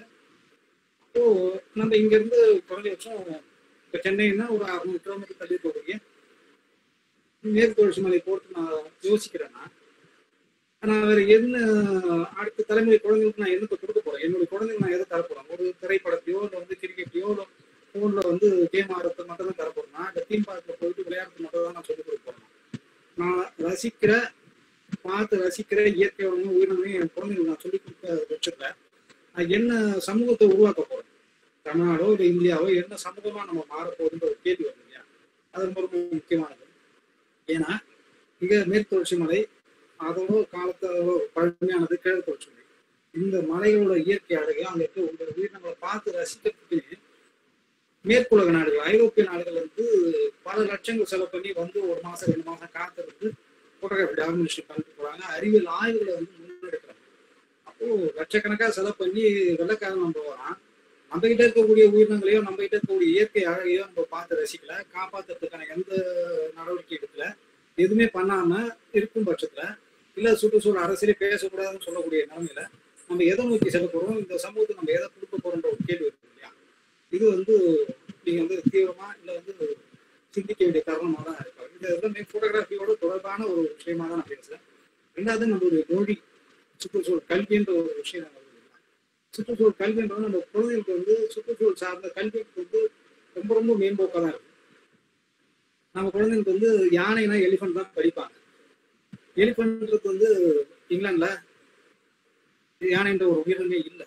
ஆனா எலிஃபென்ட் ஆங்கில மொழியில தான் அவங்க படிப்பாங்க. தமிழ்ல யானைக்கு சங்க இலக்கியங்கள்ல 60-70 வகையான பேர் இருக்கு. அதனுடைய பரிணாம வளர்ச்சியா மோழைன்றது வந்து தந்தங்களற்ற விஷயங்கள்லாம் இருக்கு. தந்தங்களற்ற ஆண் யானைகளுக்கு மோழைக்கு சங்க இலக்கிய பதில் சொல்றது. அப்போ இன்னைக்கு வந்து மோழைகள் அதிகமாகுது. அந்த மோழைகள் அதிகமாகிறதுக்கான காரணம் வந்து தந்தங்களுக்காகவே கல்லை வேட்டையாடுறதுனால பரிணாம வளர்ச்சியில ஒரு உறுப்பு வந்து தேவையான போது வளரும், தேவையில்லாத போது வளர்த்து இருக்காது, கொஞ்சம் கொஞ்சமா குறையன்றது சார்லஸ் டார்வினோட தேதி. அந்த தேதிக்கு ஏற்ப மூளை இல்லாத மூளையா ஆண் யானை உருவாகுது. இந்த மாதிரியான விஷயங்கள் நம்ம மொழி வளம் சார்ந்து சிந்திக்க வேண்டிய தேவை இருக்கு. அப்போ மூளைகளை நம்ம ஆவணப்படுத்த வேண்டிய தேவை. மூளை ஏன் உருவாகுது இன்னைக்கு சமகாலத்தில் கடந்த ஒரு 10 ஆண்டுகள்ல உருவாகிறதுக்கான காரணம் என்ன? ரெண்டாவது வந்து நம்ம குழந்தைங்க பார்த்தீங்கன்னா வந்து ஜிராஃபி பத்தி படிப்பாங்க, ஆல்பட்ராஸை பத்தி படிப்பாங்க. இங்க இருக்கக்கூடிய வெளிமான யாரும் நம்ம பார்த்துருக்கோமான்னு கேட்டா ரொம்ப கஷ்டம். கிள்ளி தேசிய பூங்கால இந்தியாவோட ஊரிட என்டேமிக் பேசக்கூடிய வெளிமான பார்க்கறதுக்கான வாய்ப்பு வசதிகளை யாருமே முன்னெடுக்கிறாங்க. அப்போ இந்த மாதிரியான தொடர்பு விஷயங்கள் இருக்கு. அப்போ மொழிக்கும் இயற்கைக்குமான உறவு, மொழிக்கும் இயற்கைக்கான தொடர்பு, இந்த தொடர்பு வந்து நம்ம குழந்தைகளுக்கு கொண்டு போய் சேர்க்கறது தான் நம்மளுடைய காட்டு பாதுகாப்பு, சுற்றுச்சூழல் பாதுகாப்பு எல்லாமே இருக்குது. அப்போ இது ரெண்டுமே இல்லாம நீங்க மற்ற விஷயங்களை வந்து நீங்க கொண்டு போய் சேர்க்கறதுக்கான வாய்ப்பு ரொம்ப குறைச்சலா தான் இருக்கு.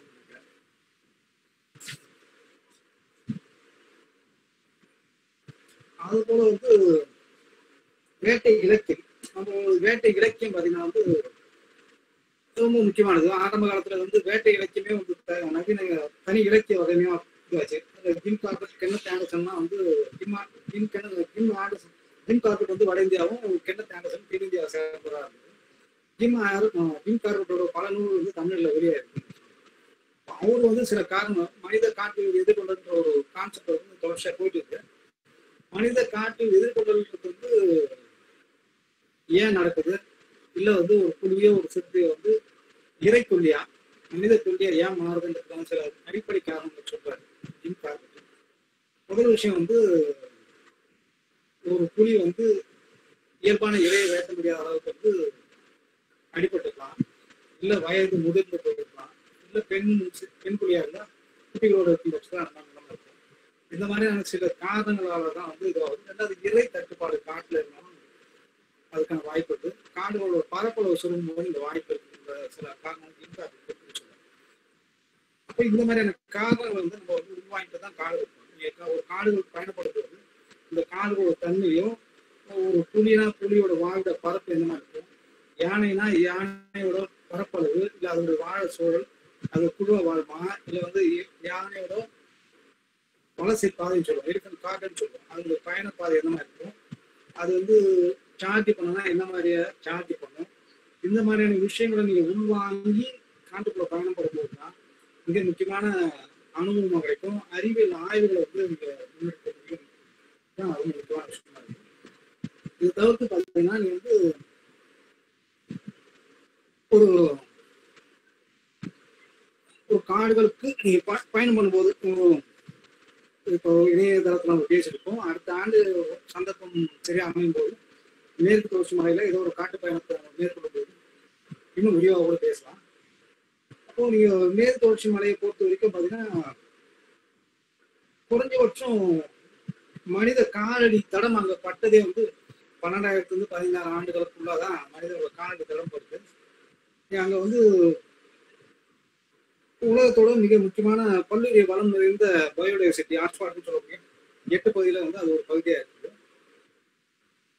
அங்க வந்து 500 வகையான பறவைகளும் 870 வகையான என்டேமிக் ஸ்பீசஸ் 870 வகையான என்டேமிக் ஸ்பீசஸ் ஓரிட வாழ்வு.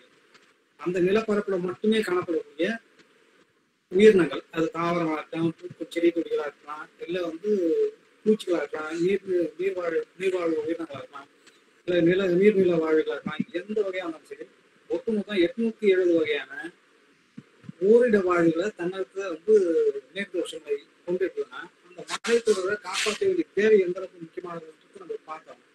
அதுல பல்வேறு உயிரினங்கள் வந்து ஒவ்வொரு ஆண்டும் புதுசு புதுசா கண்டுபிடிக்கப்பட்டு வருது.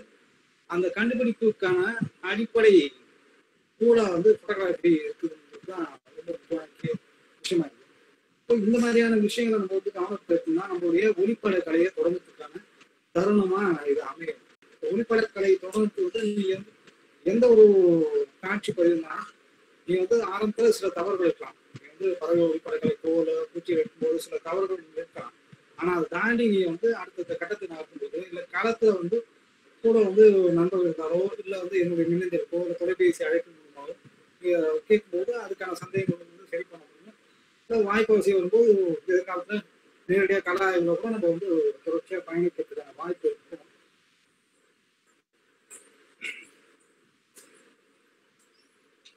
கடைசியா சில விஷயம் சொல்லிட்டு நம்ம நிகழ்ச்சியை நிறைவேற்றி கேள்விகளுக்கு போகலாம்ன்றதுதான்.